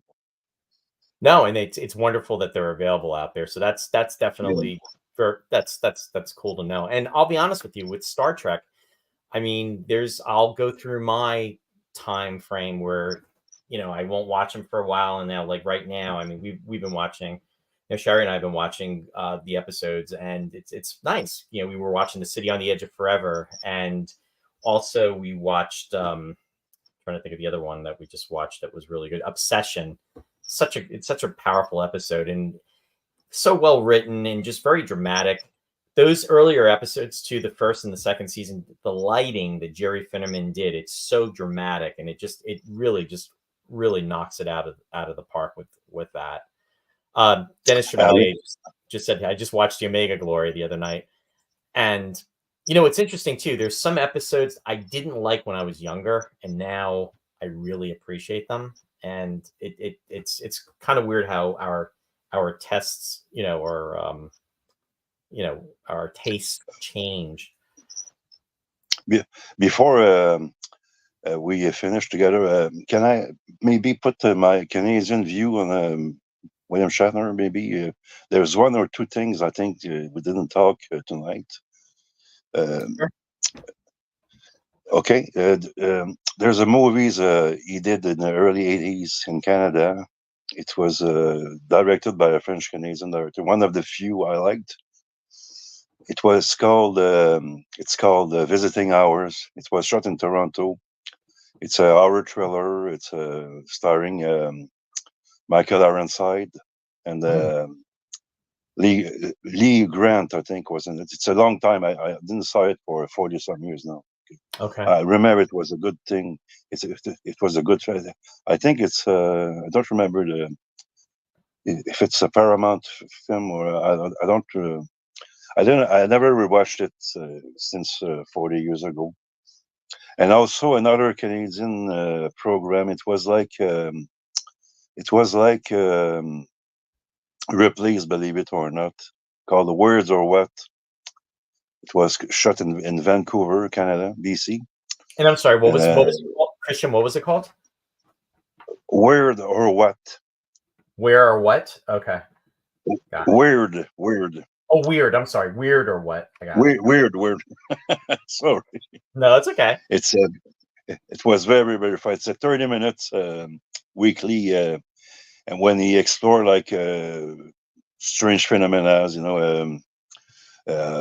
UFOs, time traveling, all that kind of stuff. It's very, very good. I don't know. It was in 2010, I think it came out. So it's already been a while. So I think you can find it somewhere. Dennis Chevalier is commenting. He says, "I remember that show." Okay. Dennis, thanks for joining us. Good to see you out there. Hope you're doing well. Yeah, hi, Dennis. Yeah. No, I appreciate you sharing that. And I pretty much what I did was I welcome any movies or TV shows that anybody wants to talk about. That's it within any time frame. I made slides specifically for a lot of the earlier stuff, like going pretty much with the cutoff being like 1980. But tonight I missed a bit of the show because I have to do some updating for this. So I thought maybe they didn't spoke about it, or I just took a chance. But Visiting Hours is not a well-known film, but he has a kind of a cult status now in certain circle. But and that TV show with Weird or What is I very liked it. I really enjoyed that show. No, I appreciate you sharing that, and I will definitely look into that because I love finding out about new things that I am not aware of. I mean, not that they're relatively new, but they're new to me. I thought I thought you knew about the show, but I didn't know, and I'm sure they sold it to you in the U.S. Somewhere.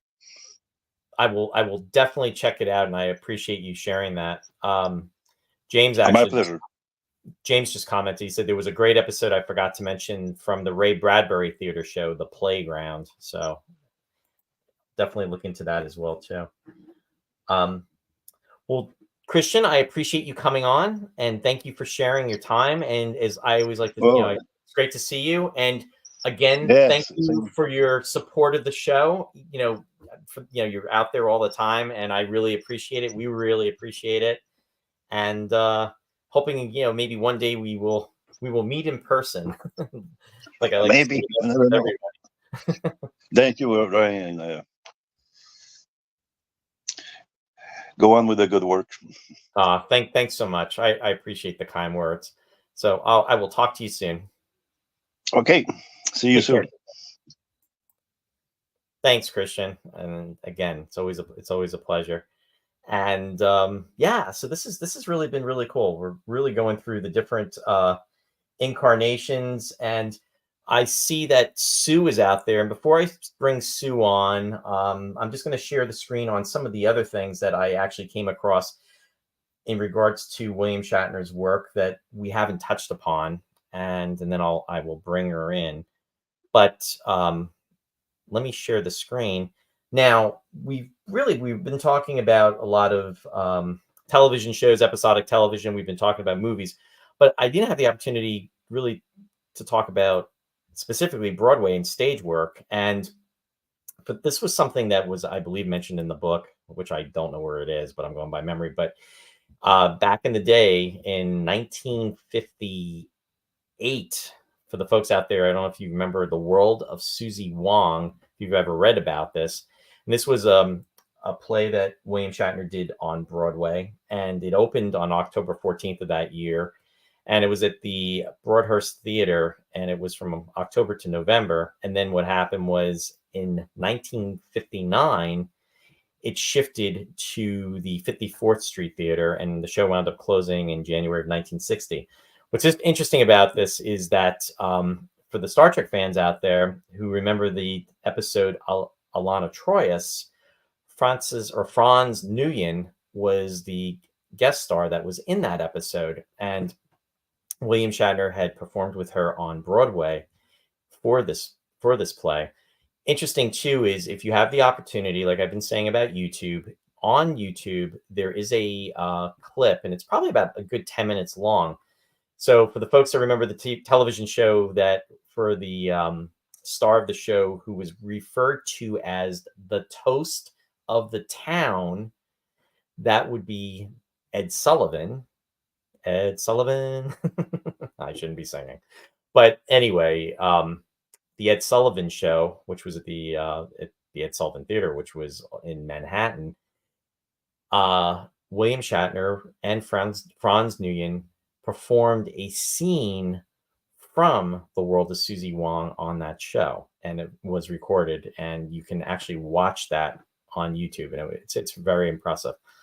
I'm not sure, and I think, and this would be a question for Bill. I would have to ask him. I believe there are recordings of Broadway productions, but I know it's very regulated, and I'd be very interested to know if they are accessible. But I think you almost have to belong to a guild, if I remember correctly, and in New York. But I think some of these performances are archived. But it would be really, really cool to see some of these old Broadway productions, specifically this one. But anyway, there's a copy of the playbill from that show, and yeah, they were in that together. So, in fact, one thing I have not advertised about, but I have it. I had the opportunity last year to do an interview with Franz Nguyen, and I will be showcasing that interview probably in the next month or so. I'll do it as a special show. And I just have to say, I had the opportunity to meet her at a convention and last year, and she was just very, very wonderful. She was such a nice person, very sweet, very nice, very humble, very gracious, and she's had an amazing life and career as well too. But I'm very, very happy that she took the time to discuss her life and her work.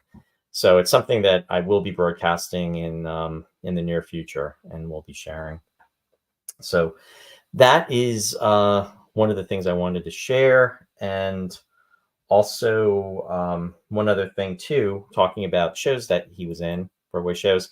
For the folks out there who remember the play A Shot in the Dark, it opened back in October 18th of 1961. It was at the Booth Theater in Broadway, and went until September 22nd of 1962.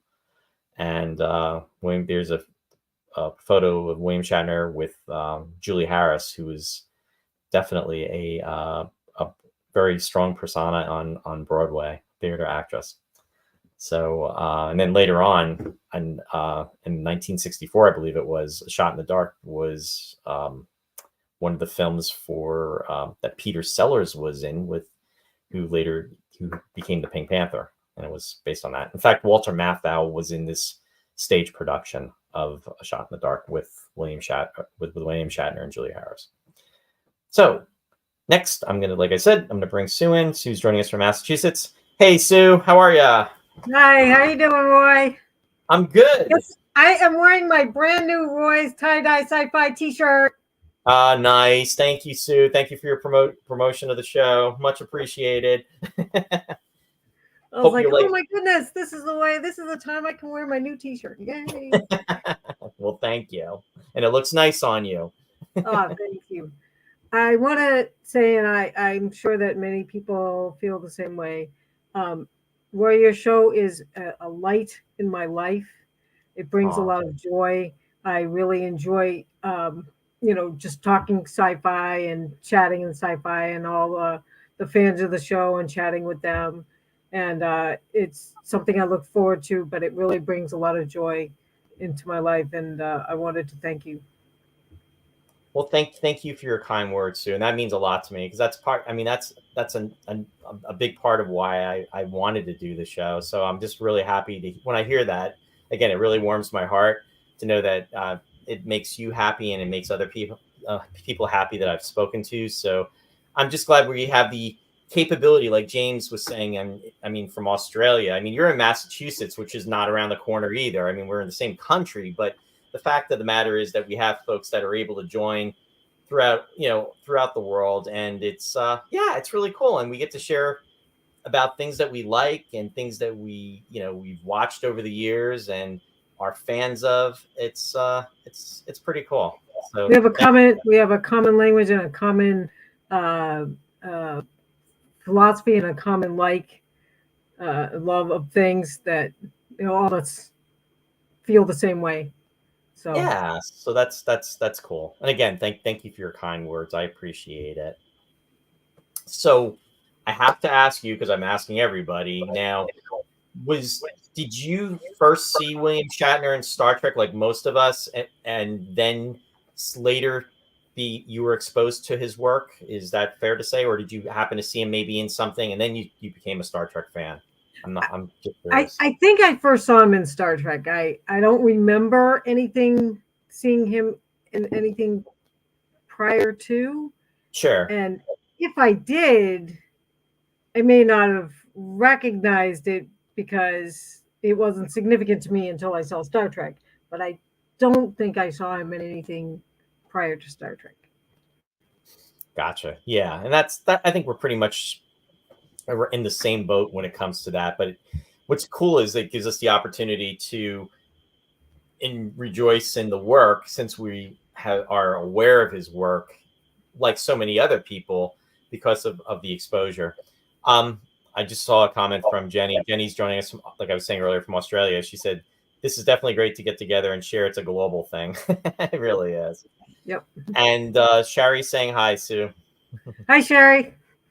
And Dennis Chevalier is also saying hi, Dennis. Just want to make sure you knew that. So yeah, now let me ask you a question. Have you seen a lot of his older work, or has it really been stuff that he's done like at post Star Trek, or is it maybe even mixed?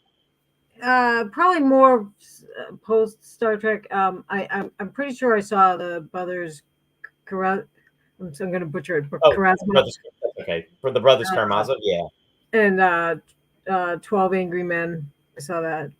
And of course the classic Twilight Zone episode.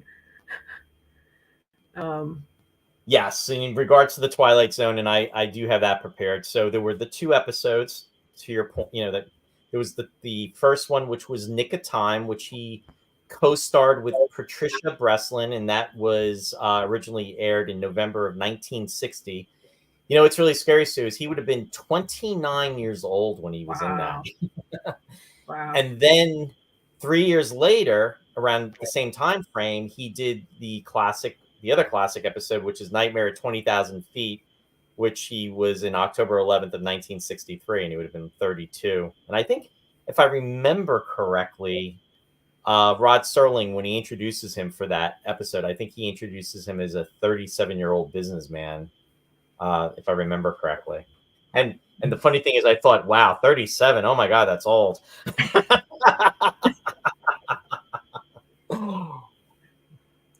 And I'm joking because I'm 57. That's nothing. But anyway, now let me ask you, Sue, which one of those two Twilight Zone episodes is your favorite? Well, I like both, but you gotta.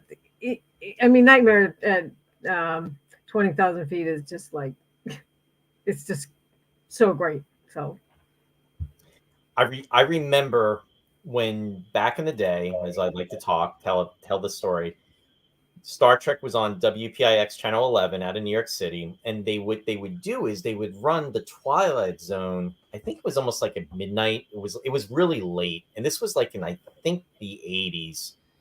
And I read that Nightmare at 20,000 Feet was going to be on, and I was like so excited because I had never seen it. I was aware of it. It was in the Starlog magazines where they have the promotional photo of William Shatner with Nick Nick, and I can't think of the actor's name, but he's in the Gremlin suit. And I was like, okay, I'm finally going to get to see this. And I think I was even trying to set the VCR because my parents had a VCR at the time. And then for whatever reason, it didn't get broadcast. And I was like so bummed because it was before, we had DVDs or right, you could buy. Right. You saw it on TV when it was on, or you didn't see it. Exactly. We were at the mercy of the networks, or we were at the mercy of the stations, so to speak, in regards to mercy. So anyway, yeah, but definitely good stuff. Brennan even commented, yes, Richard Donner directed that episode. And what was special about that episode is when they did the Twilight Zone movie, this was one of the stories that they remade. And if you remember that. Yep.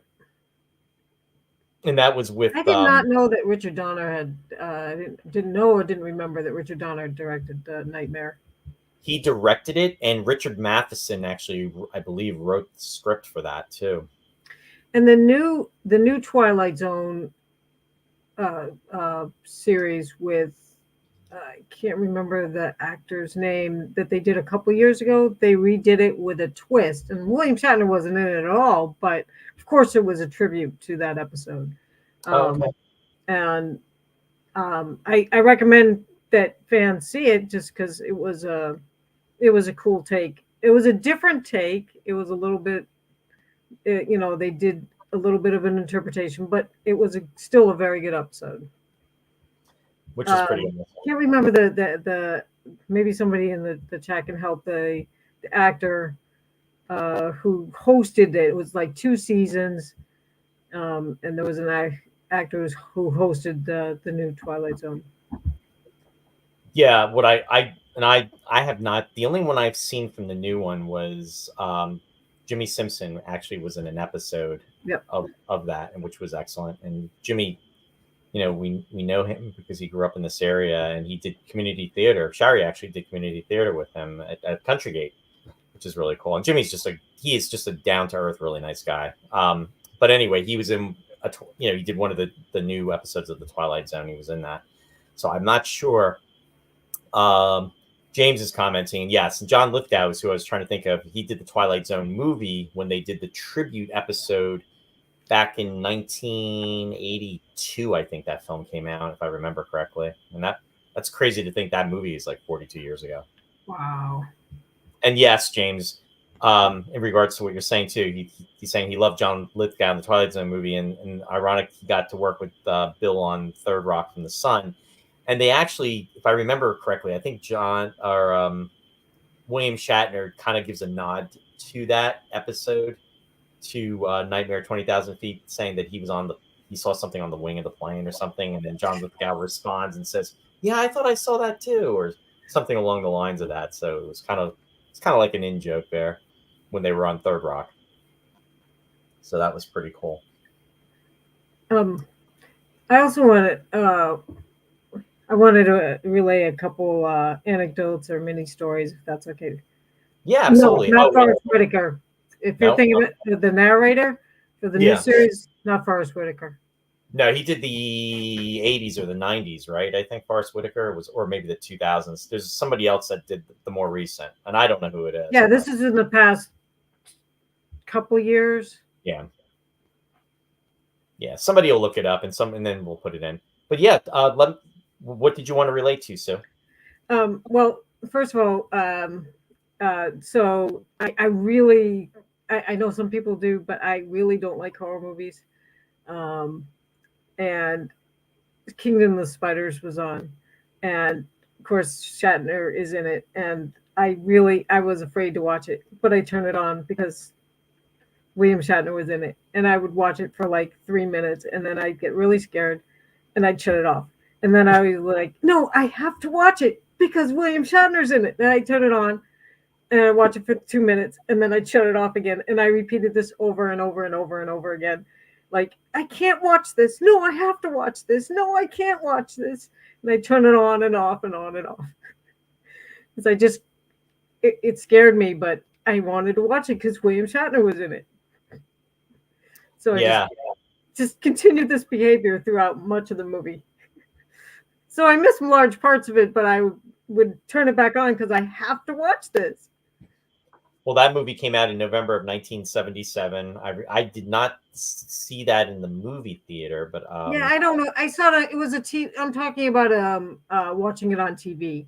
Yeah. I wasn't talking about going to the movie theater to see it. I saw it at some point on TV, and I just couldn't watch it all the way through just because it's scary. And that last scene in Kingdom of the Spiders is really, really scary.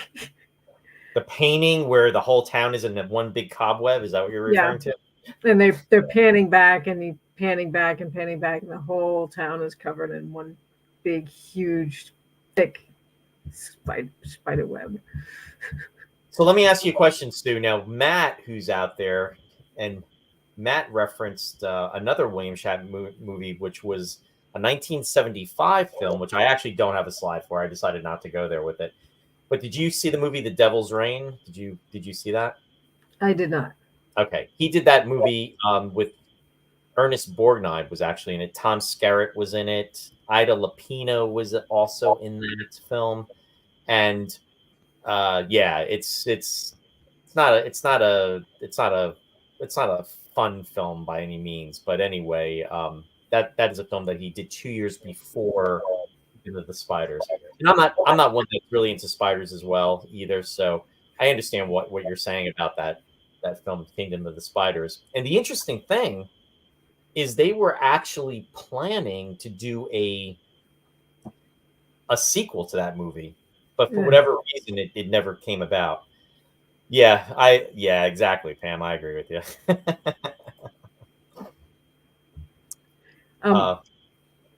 Real quick, Fred is asking, does anybody have an original Amigo James T. Kirk action figure? Yes, I actually do, Fred. Of course you do, Roy. I would be absolutely shocked if you didn't. Go ahead. You're going to say something. I wanted, if it's okay, I would like to relay a couple William Shatner personal stories. Sure, absolutely. So one of the stories, I think, when I'm not sure if I had seen him before, but we were working as volunteers at the 2006 United Fan Con in Springfield, Mass. And we were volunteers. I was one of the guest escorts, and we were asked to help William Shatner come in and to get him whatever he needed. And it just so happens that he flew in that day from somewhere, I don't know, but he was on very, very short sleep. He was very, very tired. And my friends, Deb and Paul, were running the convention, and they had put us in a room towards one of the bigger rooms that actually had a front room that had the bedroom and kind of a living room. And they asked us if William Shatner could take a nap in our room for a couple hours before he went on, because he was really, really tired. And we're like, oh yes, sure, of course. So we closed off the bedroom area, and we cleaned. And he went in and slept in the living room.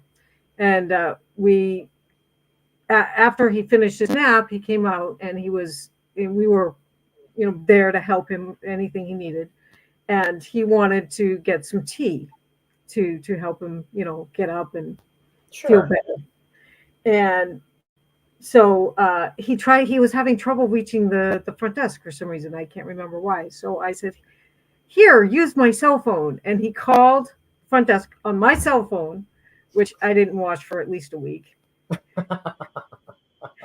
because it was so cool. And I had my flip phone at the time, because I had to have a flip phone, and I resisted giving up a flip phone for the longest time because it was like a communicator. I was like, I have a communicator. Why would I want to give up and talk on something flat? I want a communicator. So he was talking on my flip phone to the hotel.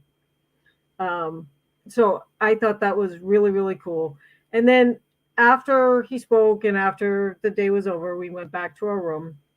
And in the room was the tray that he was given with the tea. And anyone want to guess what kind of tea he was drinking?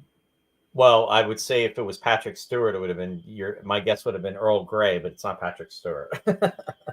But it was Earl Grey. He was drinking Earl Grey tea, and to this day, I still have the outer packet of that tea bag. Ah. Because it was like, this is from William Shatner. I didn't say the tea bag. That's gross. But I saved the outer paper packet of the tea bag that William Shatner had for tea that night. Well, yeah. Fred was guessing that you were going to say Earl Grey, which you did. Yep, and he was right. There you go. Oh, that's a cute story. Thanks for sharing, Sue. I just want to say thanks for joining us, Martin. Have a great night, and appreciate your support as always. Thanks for being out there. Can I share? Is it okay if I share another story? Yeah, absolutely. Oh, okay. Thanks. So, when we were up at the set tour, and the first time he came up for the set tour, I was just so blown away and so impressed with him. He was just so personable, so authentic, so curious, so knowledgeable, so interesting. He was really very different from the character, and just much more interesting and wonderful, much more wonderful as a person. And it was just so amazing to be feet from him, in the same room with William Shatner. That was just mind blowing. But there was also the personal side that he was just such a personable, engaging, interesting person, that it was just totally different, I think, from my impression. My impression of him as a person totally changed the first time I saw him at the set tour. Right. Because even that brief time that I met him in 2006, it was very brief. I talked with him, and I forgot to mention, when we were helping him at that time at the con, we were instructed very sternly but kindly to not be fangirls or fanboys. Right. That we had to be professional and we had to not be geeky. So that was very hard, because I could not ask him for his autograph. I could not ask him any questions. I could not say, I love your work. I could not be geeky at all. And that was extremely hard. We just had to, just say, hi, how are you doing? What do you need? How are you feeling? Can I get you anything? And that was just, it was so hard. It was so hard. So no, and I understand where you're coming from that, from that too, Sue. And and it's there's always a time and a place for that. And it's just that when you're acting as a liaison for a guest like that in that caliber, you're there to support them in a special function. And again, I mean, not that you can't have that moment, but it's just that it's almost like a form of work, because of what they're doing, and they are essentially doing that with the audience, and they're getting to know the audience, the people that are coming to see them and everything, and you're really helping them function. And I'm not just saying this for him, but I mean for anybody that's in that capacity. So, but I understand what you're saying, because it's I think all of us, no matter who we are, it's just, as we get older and everything, we've had different situations. I mean, when I think back of myself in different scenarios of first meeting someone, like going back to in my 20s, the very first actor that I'm recalling anyway, there maybe I've met somebody before that, but at least from Star Trek, was Mark Leonard. and that was I was actually at it was the very first convention I went to. It was in 1986. It was in New Brunswick. In fact, my close friend Vinny Fodi, he was there, I believe, with his cousin, and I just went because I think I didn't even know he was going there at the time, and we wound up being there at different points. But anyway, it was a creation convention. I saw different things, and I had to leave because I had something planned for the evening. And as I went into the elevator, Mark Leonard came into the elevator. Wow. And mind you, I was probably like I was barely 20 years old, and I was so trying not to come across like one of these fans, like that the stereotypical fans, so to speak. Not that there's anything wrong with that, because you know what? On the flip side of it, as a fan, not as somebody that's working, as you're describing, is a liaison, but as a fan, we're fans. I mean, that's why a lot of the actors are there. I mean, that's what it's about. But I still didn't want to come across like the typical fan, and I was trying to keep composed, and I said hi, and then he's looking at me like, I know that you know who I am, sort of thing. And then I said to him, I said, so are you going to be in New York for a while? And it was like, what? Why did I even say that? Because I was trying to like this. Instead of saying, wow, you were in Trek. I really liked you as Sarek, and I really, you were great in Balance of Terror, and in Star Trek: The Motion Picture, you were clean. I didn't do any of that stuff. And he just smiled, and then he's like, yes. He goes, I'll be in the area for a while. And then I just said, would it be possible for me maybe to get an autograph? Because I knew I was leaving. And then he just said, well, he goes, there's going to be an autograph session later. And I said, okay. I said, I really appreciate that. And I said, it's a pleasure meeting you. And then he smiled and he said, thank you. And then I left because I was going to, at the time, I was going to meet my girlfriend, and I was rushing to get home, and I was like, But the point is, though, that I totally know what you're saying. I just want to share one of the comments that's out there. I want to say hi to Henry. Henry, thanks for being out there and joining us tonight. He says, we can't stay, but Tracy and I wanted to say hello to our fellow Trekkies and extended family. Love you both, Roy and Sue. Please say hello to Ross and John. It's a blessing not only to have Star Trek around for literally all my life, but to have William Shatner around for 93 years, and I actually got to meet him up close and personal and experience his wit and charm. Great treat for the bespectacled kid who watched Star Trek on WPIX as a kid and never would imagine I would stand on the bridge of the Enterprise.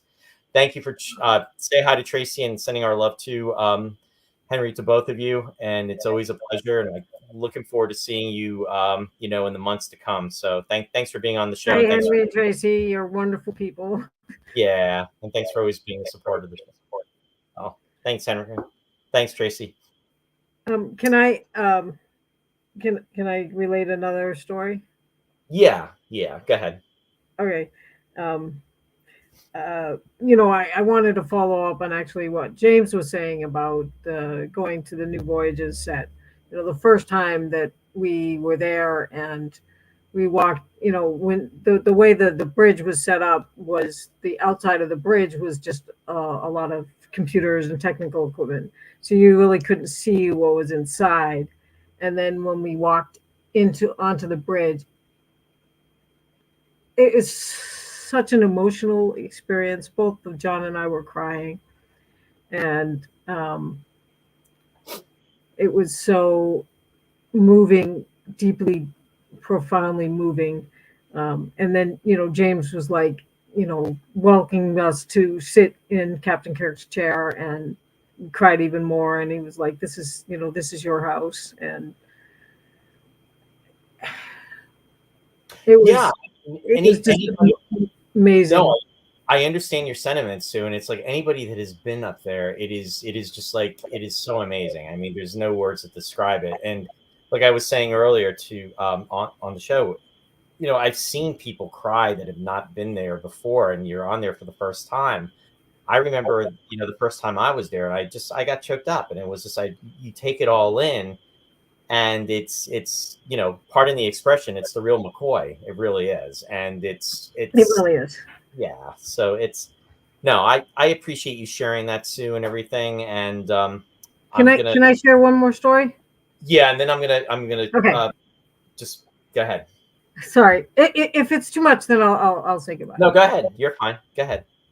I just want to say, when William Shatner went up on the Blue Origins and he came down, he was so profoundly and deeply moved, and it was really cool and amazing to see the man who played Captain Kirk on the Enterprise be so moved in real life. And I wanted to kick Jeff Bezos for, he almost disregarded him. He didn't really listen to him. He was more interested in popping the champagne and joking around with other people. But you could see how incredibly and deeply and earth-shakingly moved William Shatner was by the experience of going into orbit and seeing our planet from space. And that moved me very much.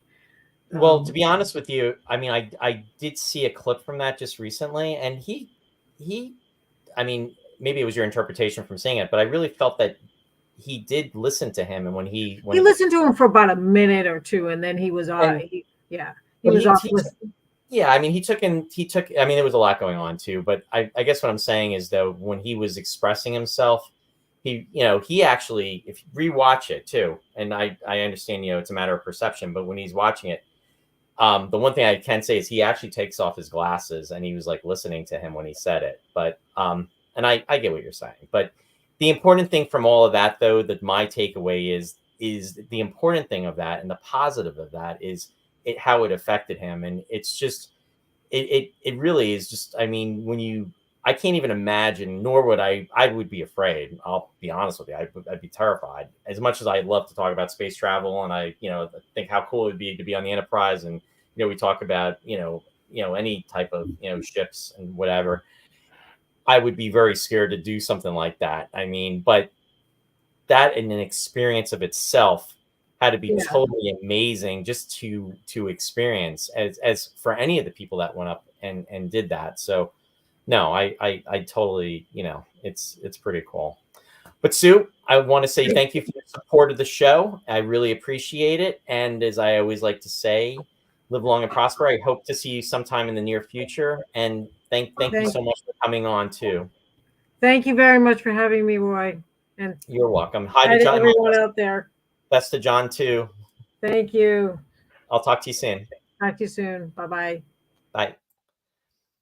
Thank you again, Sue, for coming on. Really, really cool to have you on. And again, it's just it's been great. And it's just another example of how all aspects of William Shatner and just everything that is in this realm has touched us. And it's very emotional in regards to that. So there were a couple other movies I have not touched upon that I wanted to share, and I'm curious if the audience had actually seen them, and maybe even some episodes as well. And I'm going to share the screen. One thing we did not touch upon. Who remembers Alexander the Great? Now, this was a film. This was actually, I believe, almost like a pilot for a potential television series. This was shot in 1963. And ironically enough, it was not shown until 1968. And Star Trek would have been, I believe, in its closing of the second season or the third season when they actually televised this. But had a pretty impressive cast. I mean, obviously, William Shatner, Adam West. For fans of Batman, he was out. He was also in the movie as well. In regards to other folks, that John Cassavetes, that time I didn't mispronounce it. Bill, if you're still out there, I got it right. He was in the film, and the other actor who is on, his name is on the tip of my tongue, was also a famous actor that was also in that film too. But unfortunately, it never went to series, and it was just basically a pilot that they did as kind of, I believe, as like a movie of the week.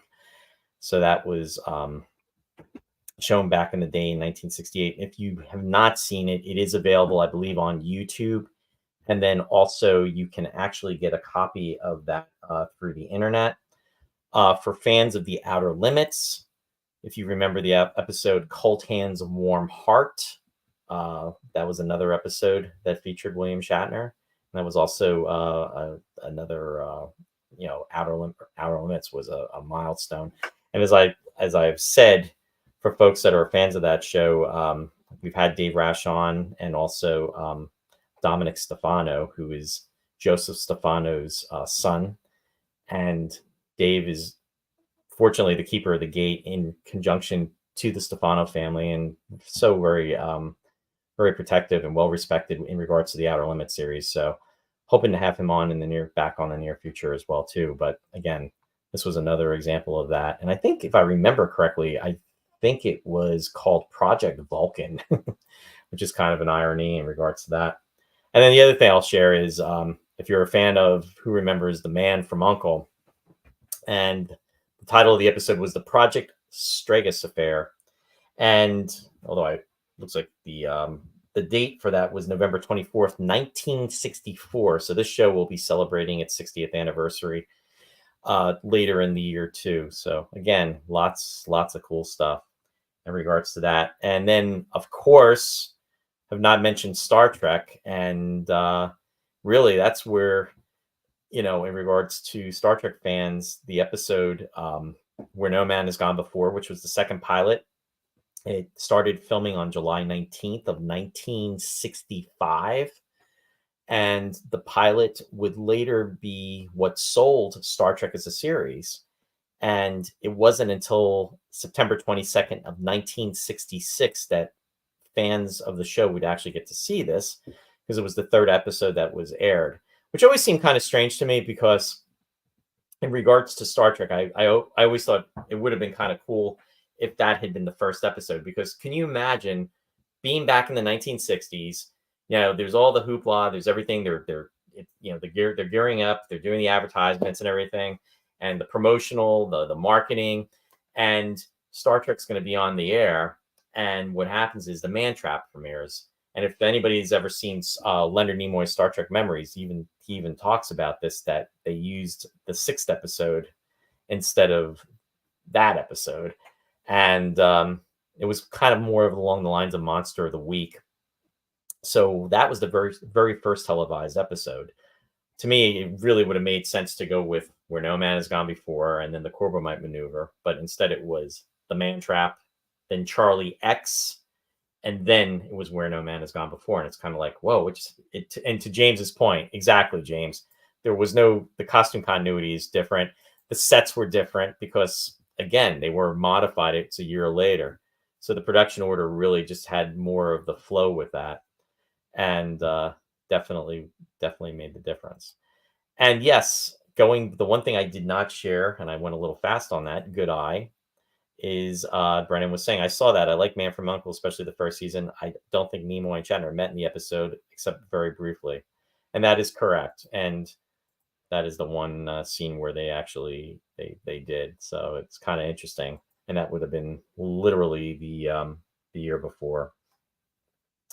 But then, of course, going back to Star Trek, then the show would be on from September 8th of 66 until June 3rd of 1969. And yeah, the rest is history. So anyway, I'm going to be bringing Warren on. Warren's on there, is in the green room. I will be bringing him on shortly. And yeah, there's a couple other things that I'll touch upon, but really, lots of stuff. I mean, it's a lot of the folks out there were saying, earlier, I think James was even saying it, that, William Shatner was really always working. And even after the cancellation of Star Trek, I mean, he's even told the story where he was doing regional theater. In fact, he was at the Paper Mill Playhouse, which is in Millburn, New Jersey. And that was shortly after Trek had been canceled. He told the story of how he got to, when he was involved with the Star Trek series, he was invited to NASA. So think of yourself, you're part of this hits television series, you're, going to NASA. And then after that, the show was canceled. And next thing you know, he tells the story of how he pretty much had his truck that he had, and he was doing regional theater. And there's a story where he talks about how a young boy who probably was like maybe 7 or 8 saw him and recognized him and thought he was Captain Kirk. And it's just kind of interesting in regards to that, and how, things can definitely change. So anyway, we'll get into a little bit more of that later. I'm going to bring Warren on, and let's see. Warren, you're coming on. Hey, Warren. Hey, Roy, how you doing? I'm doing good. How are you? Good. Thanks for having me on tonight. Sure, absolutely. Yeah, listen, what are we talking about? Shatner? We're talking about William Shatner. Today is his 93rd birthday, if you can believe that. It's incredible. March 22nd, 1931, he was born. And fast forward 93 years later, and boom, here we are. It's amazing. It's amazing. Give me 2 seconds. I want to tell a friend of mine who was just calling where I'm at and direct her to tune into the show here, okay? Yeah, absolutely. For sure. And you're on YouTube right now? Yes, we are broadcast on YouTube as well as Facebook. Yeah. So Tara, are you hearing? Yeah. So if you're free, go to Roy's Tie-Dye Sci-Fi Corner on YouTube. Okay. Roy's ROY''S Tie-Dye Sci-Fi. Okay. I'll tune in. I'll tune in. Sure, and I'll call you when I'm done. All right, bye. Sorry about that. Trying to get you some more viewers. Yes, that was funny. Well, yeah, thanks. And Jenny, hello from Australia. Boy, Jenny is always there. She's the contender. Yeah, she sure is. Amazing. You had some great guests on tonight. James Avalos, Christian, Sue. Who did I miss before that? Also Christian, Sue, James, and also Randy. Randy was on. Okay. Randy Oh Lee. yeah, I even saw he made a post about it. Randy Lee, right? Yep. Yeah, that's awesome. No, it's nice to include everybody for sure. Absolutely. Yeah, no, we're it's a nice group of people, and it makes me happy that the folks tune in and they enjoy it, and we get to talk about sci-fi and get to celebrate special events such as this, which is really cool. Well, and listen, one other thing I was catching as I was waiting were some consistent comments from everybody down through the line. Roy, this thing that you've done for 4 years now is truly something very special, and it means a lot to a lot of people, and you should be very proud, as we all are, for everything you've accomplished. No, I appreciate that, Warren. Thanks. No, it makes me really happy, and it's just it's nice to have the opportunity to bring people together like this, and especially during darker times with COVID and everything. And it's nice that, we kind of got out of that, and still here we are. And the show's 4-year anniversary is going to be coming up in about 2 weeks. So one thing I'll talk about this in the shout outs too, but just so everybody knows, Ross and I are going to be doing a special episode. It'll be 2 weeks from tonight, which will be April 5th. So we haven't ironed out all the details, but yeah, we hope everybody that's out there can tune in on it. And it's going to be a celebration of 4 years of the show. So I'm very excited about that. It makes me very happy. And it's just another, it's really just kind of crazy, as I always say in regards to things on here, that how fast time goes by. I just don't know. I mean, tonight the show's been broadcasting for 2 hours and 20 minutes. And that in itself is crazy. I know. Yeah, it's pretty remarkable. But I mean, that's going to be a monumental. Ross has been the linchpin all along as well. He's a terrific foil to your co-host back and forth, and I really enjoy his interactions with you. Oh, thank you. No, I'll definitely pass the sentiments on. And I wish he could have been here tonight, but like I said, he had plans that had been scheduled ahead of time. So, but this worked out because I thought it would be really cool to bring in folks. And I know not everybody wants to come on screen, but it was a nice opportunity to have people that did want to come on, just talk about William Shatner, talk about their memories and different things that he's done. And it was just a cool way for to have a nice discussion. Plus, also cool to see some of the viewers, and then folks that are viewing get to see the viewers as well too. Yep. So exactly, you can put a face to a name that way. Exactly. Yeah. No, it's nice. And guess what? We're doing the same thing on Sunday. So I've followed your lead here. And if I get a quick plug for Sunday, Roy and I are doing a thing for Space 1999 at a convention. So Hello again, Sherry. I don't have my background on so everybody can see my messy man cave. So I have three quick Shatner stories, if I may. I think I've Please. talked about this one before, so and I'll just burn through them. But I want to take up a lot of time. So I've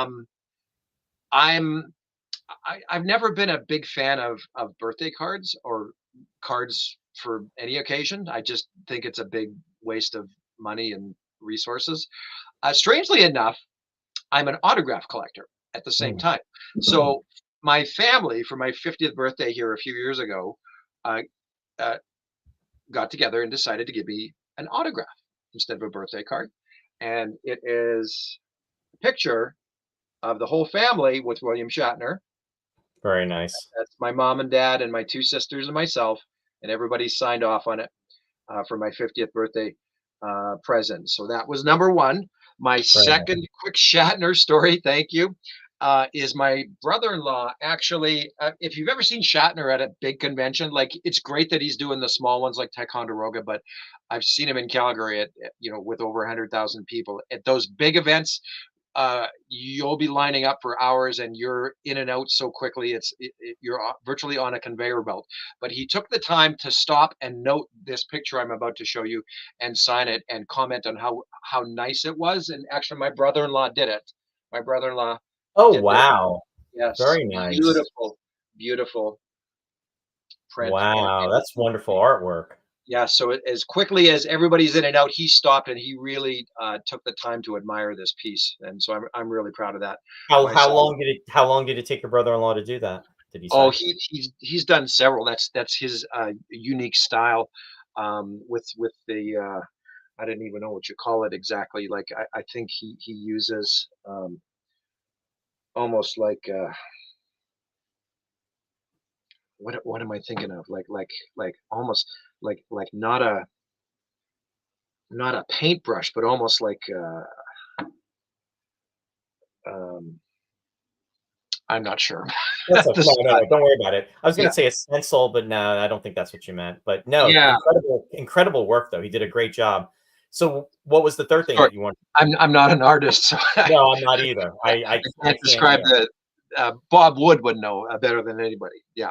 The third one was I talked to yes, yeah, John, and thank you for that. Yeah, it's really a Oh, that unique was piece. Sue. Oh, That's it Sue was and Sue, and okay, yeah, yeah, yeah. Thank you for that. The third story I told you about earlier this week, Roy, and this goes back to 1991. I was fortunate enough to attend the 25th creation convention for Star Trek in LA. It was my first big journey, sort of anywhere, first big journey to a major convention, and it was renowned for bringing together the entire original cast right on stage all at once, which had never really happened before. That they'd always done different conventions, separately, but this was one of the first opportunities to reunite everybody. As well, it was actually Gene Roddenberry's last public appearance. Hmm. And we didn't know that at the time. And of course, this being pre-internet, 91, there were no news articles or announcements. But when the curtain lifted, everybody was shocked to see Gene in a wheelchair, and nobody had any clue. So it was very emotional for everybody in the room. But of course, everybody did their own little bits separately. Of course, there was the big reunion with everybody.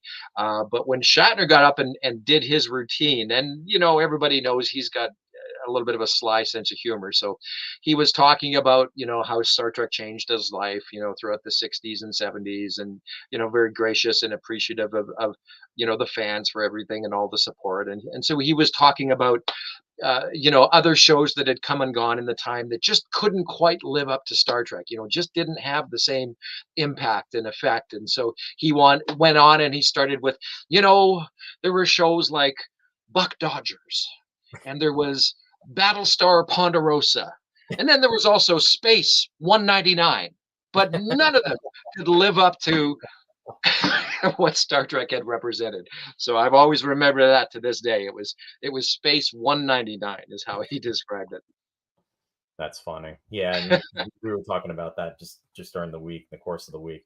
No, and he has a great sense of humor, and it's interesting too that you're referencing about that time frame, because I remember when Gene Roddenberry passed, and it was 1991, and he was scary. He was not old by what we would deem as old. He was 70 years old when he passed. I mean, he was born in 21. So yeah, and to think that that was like 33 years ago, it's like, oh my God, that's crazy. And in regards to Star Trek, I mean, he sold it to the whole thing really started around 1964. So that's what, 27 years of his involvement. And in retrospect, 27 years now, it's like, that's nothing, you know what I mean? But for, being back in the 90s and thinking of 27 years ago, it really seemed like a long period of time. And it is a long period of time. But again, it's just that we're, being older and everything.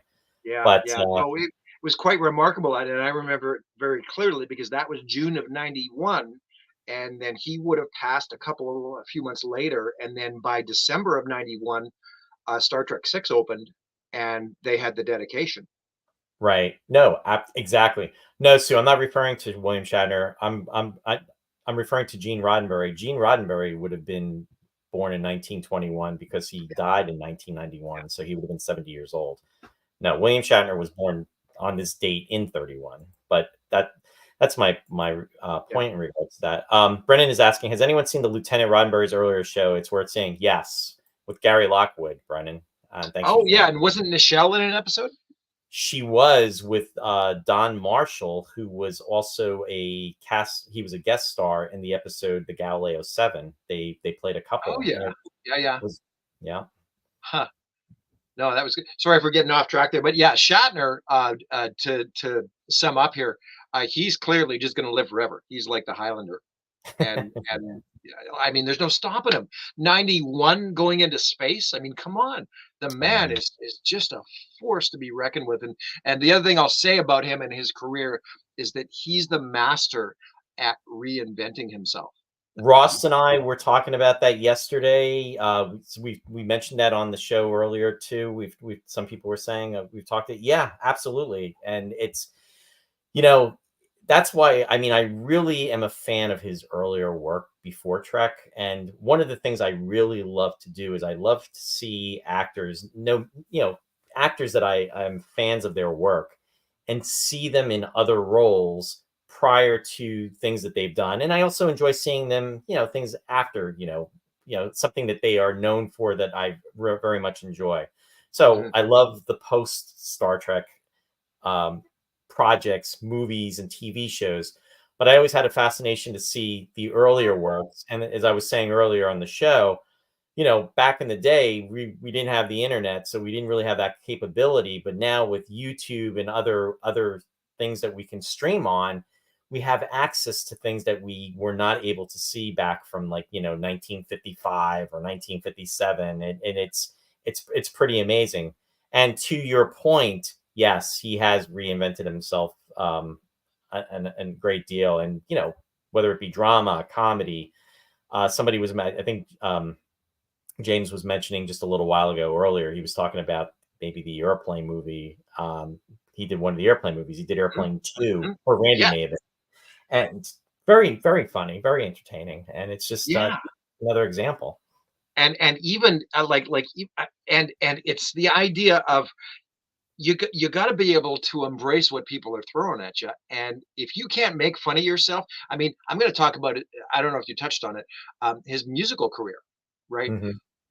Was those spoken albums that he did in the 70s. I mean, they went on to be renowned as like some of the worst pieces,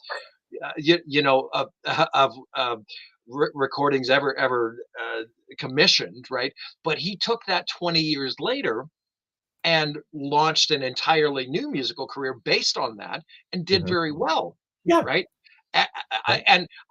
If your viewers haven't ever seen it on YouTube, there's a very, very funny video that he did for a remake of Queen's Bohemian Rhapsody. And if you want to go check it out, it is very, very funny.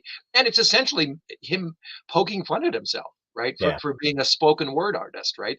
But it's just brilliant. I mean, the man really is. Well, I think bringing that up, I think one of the first times I saw him really doing that, and I think it was the 1986, for the folks out there remember seeing Saturday Night Live in 1986, and he's doing this bit where he's got to get ready for like a dinner with his his wife, and he's just looking in the mirror and he's just like going on about himself, and he's just it was hysterical. It was just really, really funny, and he just it was totally humorous, totally making fun, and he did it, and it just worked.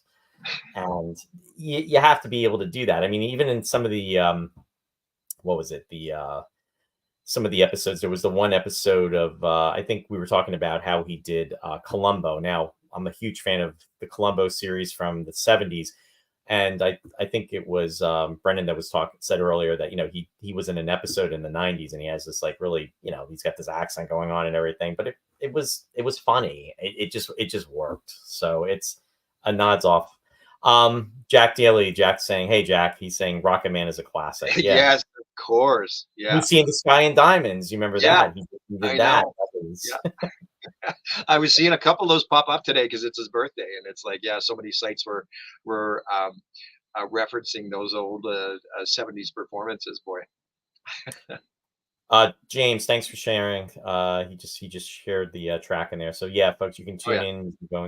You can check it out. So yeah. So it's just a lot of great stuff. I don't know. Do you remember a show in the 70s? I don't know if you saw it or not. I think I've only seen one episode or so, and I got to find it if it's. I got to dig more on YouTube, and I also have to see if there's a DVD of it. It was called The Barbary Coast, and I think somebody mentioned it earlier. We did this show with Doug McClure. Yeah, I've definitely heard of it. I don't think I ever saw it. It might not have even aired up in Canada, but I've definitely heard of it. With Doug McClure, right?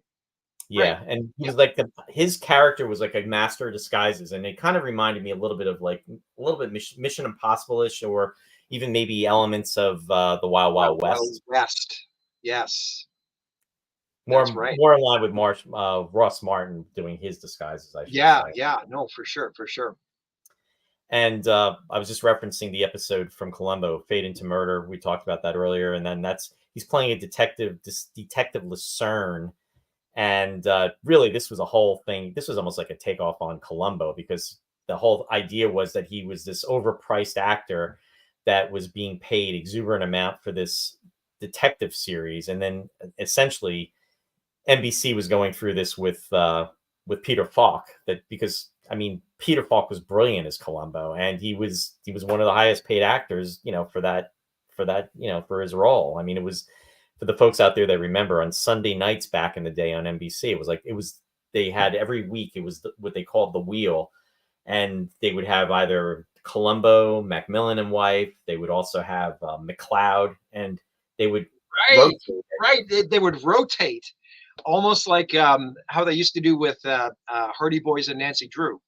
Yes, and that show actually came after that. So but I remember being very, very young, like probably 4 or 5, around the time that I was watching Space, where they'd have that rotation, and you never knew what you were going to see from week to week. It made it kind of fun.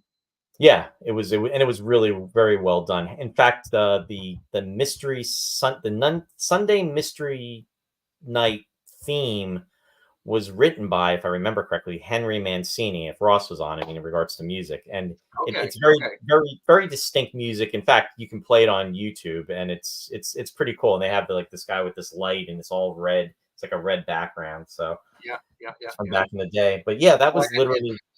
McLeod was Dennis Weaver, right? It was. Yeah. Yeah. Yeah. Boy, so many memories. Yeah. So that's another example. I think we were talking earlier, we touched upon Star Trek, the animated series. We were talking about that. The other thing I didn't talk about too is Hawaii Five-0 back in the day. Because William Shatner did a lot of guest appearances after Star Trek. And there was an episode that aired in 1972, was "You don't have to kill to get rich, but it helps." And he doesn't really, there's only one scene where he really gets the opportunity to interact with Jack Lord McGarrett. It's at the very end of the episode, and there's a mention out there, and I don't know, if it's true. I'd like to think it is, but I have a friend that she's actually writing a book in regards to Jack Lord and Brenda, and she has been trying to find, doing interviews with different folks that have been on Hawaii Five-0 and everything, and in regards to that, Jack Lord supposedly was a consideration for Star Trek to play Captain Kirk I after. remember that. Yeah, that's right. But the way the story goes is that he wanted, I believe, almost 50% of the ownership of the series, and then it just, they didn't want to go that way. And then somebody else that was being considered was, I believe, Lloyd Bridges as well too. That was another consideration. But amazing. yeah, Sue mentioned, I don't have any slides. I didn't actually go into the 80s, Sue, with the slides, because there was just so much Hooker, Rescue 911, and this goes back to how he just every few years he seems to latch onto something that keeps his name, relevant and afloat. Yeah. And then, of course, Star Trek: The Motion Picture, which premiered on December 7th, 79. Yeah. Now, that photo that I've got there actually is from the director's cut. Director's cut. And that is probably for the Trek fans out there, my favorite scene in the movie is when he sees the Enterprise for the first time. But yeah. So I remember going to the theaters for that, and of course all of them. I mean, Wrath of Khan was like an event, right? It was. Oh my God. I mean, that was June 4th of 1982. It was a Friday. I remember. In fact, I saw that with my mom. It was and near and dear to my heart is Trek 3. And boy, Shatner's performance in that when spoilers, his son dies, amazing. Where he walks back and he almost trips or stumbles. He does, and they kept it. Leonard Nimoy was directing that, and he just went with it, and he had the camera going.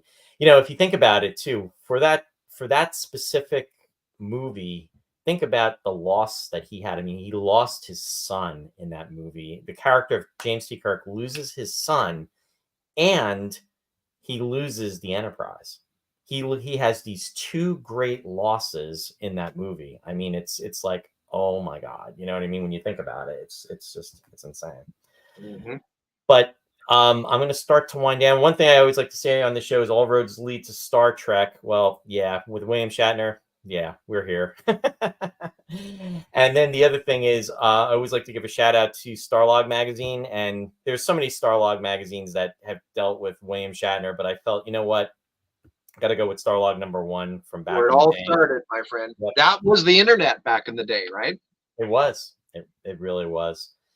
And that was in August of '76 that came out. But Warren, I want to thank you for coming on. I really appreciate it. And I'll see you on Sunday. I'm actually going to do it. Can I do one more quick thing? I showed you that beautiful Shatner. Yeah. Oh, by the way, before you say anything else, some of the comments that were coming through about that, they were asking if it was a crayon, if it was chalk. It was like a I want to say like a pencil, like a lead chalk, charcoal pencil. Yes, charcoal. That's what it was. Yeah. But give me 1 second. Yeah, no problem. No problem. Because he also did a Nimoy. Wow, that's impressive. Isn't that beautiful? Yeah. And unfortunately, like we would have had this one signed too, but unfortunately, Leonard passed away. Yeah. Yep. Yeah. So, I've got the pair. Very, very, very nice work. No, that's pretty awesome. Yeah, thank you for sharing those paintings. Thanks for jumping on. Thank you. Thank you. Hope it didn't take up too much time, but always a pleasure to chat and say hello to everybody. Hope everybody's well. Take care. No, I appreciate it. And thanks for the support. You bet. You bet. Talk to you soon. Yep. Thanks again, Warren. Appreciate you coming on. And as I said with everybody, I appreciate everybody being coming on that took the opportunity to come on. And I appreciate everybody that's actually in the chat section as well, too. This has been very, very cool. Deborah just pointed out Battle of the Network Stars. Yes, Deborah, that was something. Battle of the Network Stars. That was a special event that used to occur every year. In fact, again, as I'm being a little repetitive here, but if you go on YouTube, you can actually bring up over the different years. You can see Battle of the Network Stars. Robert Conrad, in fact, he was, for the folks out there that remember him in regards to that, he'd have the battery on the Ever-Ready battery. I believe it was Ever-Ready. He'd say, or Duracell. No, it's one of them. But he would say, "I dare you to knock it off." But yeah, Lydia Cornell. Back in the day. So anyway, I am going to start to wind down. But one thing I will say in regards to, again, there's so much work. I have not covered all of it. And we could probably continue for many, many, many, many, many hours and still not cover everything. But again, one of the fast forwarding to 2024, and the latest thing that he has out is the movie that is about him, and it's William Shatner, You Can Call Me Bill. So if you have not had the opportunity to see it, definitely take the opportunity to see it. Like I said, I got to go with Ross, and we checked it out, and it was really good. It was very well done. It's very thoughtful. It's a very thought-provoking film. Very makes you stop and think, and that's exactly what he was doing when he was having this film conceived, and just the direction of everything. It's really pretty cool in regards to that. But yeah. And so I'm going to go to the chat outs. If you have any last minute comments you would like to make, please post them, and I will circle back and we'll see. Now, Brennan's asking, was he ever on Love Boat? You know what? I don't know, Brennan. I would venture to think maybe he was, but maybe he wasn't. I'll answer the question this way. I do not recall him being on Love Boat. Doesn't mean he wasn't, but I'm not sure. And yes, that was a good question. I agree. And thank you, Deborah. Thank you for the compliment. Sherry's asking, what episode of Star Trek are we going to watch tonight? I am not sure. I got to figure that out, hon. I will let you know. Probably a first season episode, though. We'll work on that. And Christian St. Roy, thank you again. By the way, there's a documentary now about Sam Jones' life after Flash. I have actually seen that, Christian, and it's really, really good. So anyway, I will come back to the comments momentarily. I am going to go to the shout outs. And as I like to say with the shout outs, we are bringing you creative awareness through our shout outs. First, talking about William Shatner, just want to let everybody know we've been talking about the Star Trek set tour. If you have not been to the Star Trek set tour and you have the ability to go to the Star Trek set tour and you are in the area, or even if you're not in the area, people come from all over the world to go to the Star Trek set tour. You definitely want to check it out. There's a lot of events coming up, and in regards to William Shatner, he is going to be at the Star Trek set tour on July 12th, 13th, and 14th. So mark your calendars. That is actually like less than 4 months from now. And for information, you can go to www.startrektour.com, and he will be there. Again, there's other events coming up. When you go to the website, you can check it out. David Gerald is going to be there in April. And then there's also Trek Condoroga coming up, and that will be in the month of May. Again, the information is laid out. And in regards to that, LeVar Burton is going to be there. Jonathan Frakes is also going to be there for Trek Condoroga. And then also Clint Howard will also be there too. So lots of stuff, and I'm coming up in regards to the Star Trek set tour, and you definitely will want to check it out. And it's something that, again, if you've never been there, the sets are totally amazing. The other thing I should add too is, I hit the wrong button there. I'm making sure everybody's tuning in okay. In regards to the in July, when William Shatner is there, also Darren Dockerman is also going to be there, along with Mark Altman and Ashley Miller, and they are the Inglorious Treksperts. So you're definitely going to want to check them out. And again, July 12th, 13th, and 14th. Now, my friends Mike and Mary Beth do a show. It's called Sci-Fi Distilled. They are on Wednesday nights at 7 p.m. Eastern Daylight Time, and they cover usually sci-fi of this 80s, 90s, and beyond. I'm not sure exactly what they are doing this coming week, but they will be back. Mary Beth was actually away this past Wednesday. She will be back, and again, you're going to want to check that out, and that is going to be again, March 27th, this coming Wednesday at 7 p.m. Eastern Daylight Time. Also, want to give a shout out to my friend Bill Scarrato for the Country Gate Theater, the Playhouse. Country Gate is opening its 52nd season and doing Neil Simon's The Odd Couple. And for information, if you are in the Belvedere, New Jersey area, you're not going to want to miss the show. It is running for 2 consecutive weekends. It is Saturday, April 20th and the 21st, Saturday and Sunday, and then also Saturday, April 27th and 28th. And that is Country Gate Players, Country Gate Playhouse. In regards to Ticonderoga, and I apologize, folks, the dates for that again are May 17th, 18th, and 19th.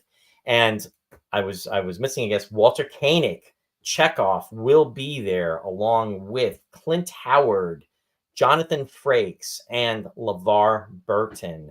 That will be in May. So an opportunity to get out there to check that out as well, too. Also, I want to give a shout out to my friend Jeffrey Morris. The Eagle Obsession documentary is in production. Jeffrey just completed some great further interviews. In fact, he interviewed with Barbara Bain this past week, and he was saying how fantastic the interview went. He's been also doing other interviews as well, too. The project is more than 50% completed. Anyway, for an update, you can go to the website, which is www.eagledocumentary.com for information. And also, the Indiegogo campaign is still in effect. It actually ends in the next couple hours. If you haven't had the opportunity to contribute towards the project, please do so. This is going to be a fantastic documentary. And again, it is for support of the film, The Eagle Obsession. Also, want to give a shout out to Captain Phil's Planet, my friend, on WUSB 90.1 FM, Stony Brook, New York. The captain schedule is on Fridays at 9 p.m. until 11:30 p.m. So I'm pretty sure the captain is actually broadcasting as we speak. So you might want to go check him out. And again, that's WUSB 90.1 FM, Stony Brook, New York. Also, I want to give a shout out to Trek Talking, a Star Trek podcast. We appreciate their support of this show. And definitely check them out. You can tune into them on Facebook by going to their link. Also, want to give a shout out to Warren, was just on in regards to London 1999, the 50th anniversary celebration of the convention.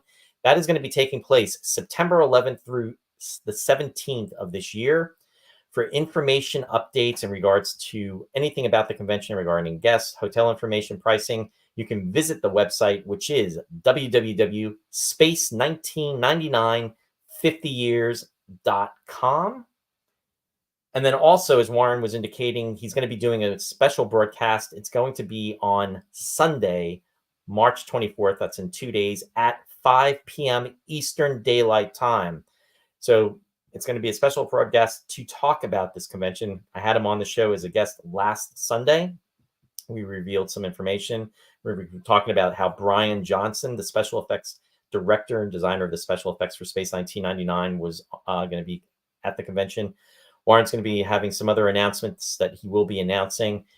If you want to participate or actually to view it, what you need to do is just go to the website, which is, again, www.space199950years.com for information regarding the broadcast that will be taking place this Sunday at 5 p.m. Eastern Daylight Time. Also, I'd like to give a shout out to Martha, Studio One Thrift. Studio One Thrift showcases lineup for all seasons, all year long. Quality, stylish, affordable clothing for men and women. You can receive styling tips and informational updates. All you need to do is go to the website, which is www.studio1thrift.com. And all you need to do is register on the website, and then she will be able to, if you have any questions in regards to anything in regards to that, she will be able to get back to you in regards to that. Now, the other thing is, in regards to Studio One Thrift, I do want to say that coming up this coming Monday at 7:30 p.m., Martha's going to be doing a special show. It's a live broadcast. It's going to be a fashion show, which she does each month of items that she has at Studio One Thrift. And she has models, male models and female models, come in to showcase her fantastic lineup of clothes. She has invited me to come on as a guest host in regards to helping with the broadcast. So I will be on Martha's live broadcast, which will be this Monday, 7:30 p.m. Eastern Daylight Time. I'm going to share the link in the comments section. So definitely check it out. And again, you can just, go to the page and then be able to link to it, and we'll be able to view the show this coming Monday, which will be in 3 days. We hope to see you there for that.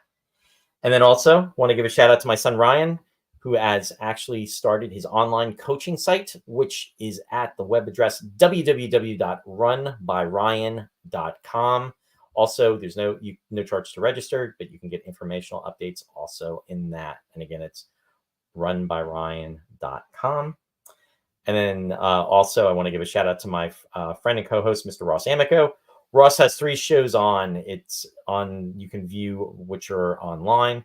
And it is Picture Perfect on Fridays at 8 p.m. Eastern Daylight Time. Sweetness and Light on Saturdays at 11 a.m. Eastern Daylight Time. And also The Lost Chord, which is on Saturdays at 7 p.m. Eastern Daylight Time. If you go to kwax.uoregon.edu, you can find out information about the shows that Ross has uploads on and tune in. Also, Ross does on his Facebook page, which is Classic Ross Amico. You can view and check that out. And also, he will provide teasers in regards to the broadcast on there as well. Just as a shout out to everybody, there will be no show next week. And that's going to be for Friday, March 29th to Sunday, March 31st. We're going to be taking off for the Easter weekend. So the next show back for this show will be on Friday, April 5th at 7 p.m. Eastern Daylight Time. And that will be the next episode. And it will be the celebration of this show, Roy's Tie-Dye Sci-Fi Corner, as we enter our 4-year anniversary. So we're very excited about that. And I might be doing something as we did tonight where we'll have viewers come on too. But stay tuned for information in regards to that. Hoping that to be a very special show, and very much looking forward to seeing folks there. So again, I want to thank everybody that tuned in tonight. I want to thank our viewers that watch us on the reruns. I want to thank everybody that actually came in and participated on live on camera. It was very much appreciated. And again, as I always just like to say, we very much appreciate your support of the show, and I'm just very happy that we're able to do this. If you have not had the opportunity to either like or follow the show on Facebook as well as YouTube, I would ask that you would please do that. There's no cost associated with that. And then also, if you possibly can, share the show on your pages, respective pages, just to help get the word out, and just so that we can continue to grow. So thank you, everyone. It's been wonderful to celebrate William Shatner's birthday. And also, too, one thing I did not get to say, I wished my my Uncle John a very happy birthday today, again being his 75th birthday. I wanted to say happy birthday to Bruce Walshin. Now, Bruce has been on the show too as a guest, and he's a special effects artist. In fact, Warren has talked about him in regards. Bruce is having a special birthday today too, and he celebrates it on the same day as William Shatner. And I wanted to say that earlier, so I wanted to make sure to mention that now. So wishing you a very happy birthday, Bruce. I hope you had a very special day. Bruce is in Western Canada as well, so definitely want to have him on the show, and in the near future too. He's done some amazing work with his different projects, and you can definitely check him out online as well. So again, live long and prosper, everybody, and looking forward to seeing you everybody soon. Take care and have a great night and a great weekend.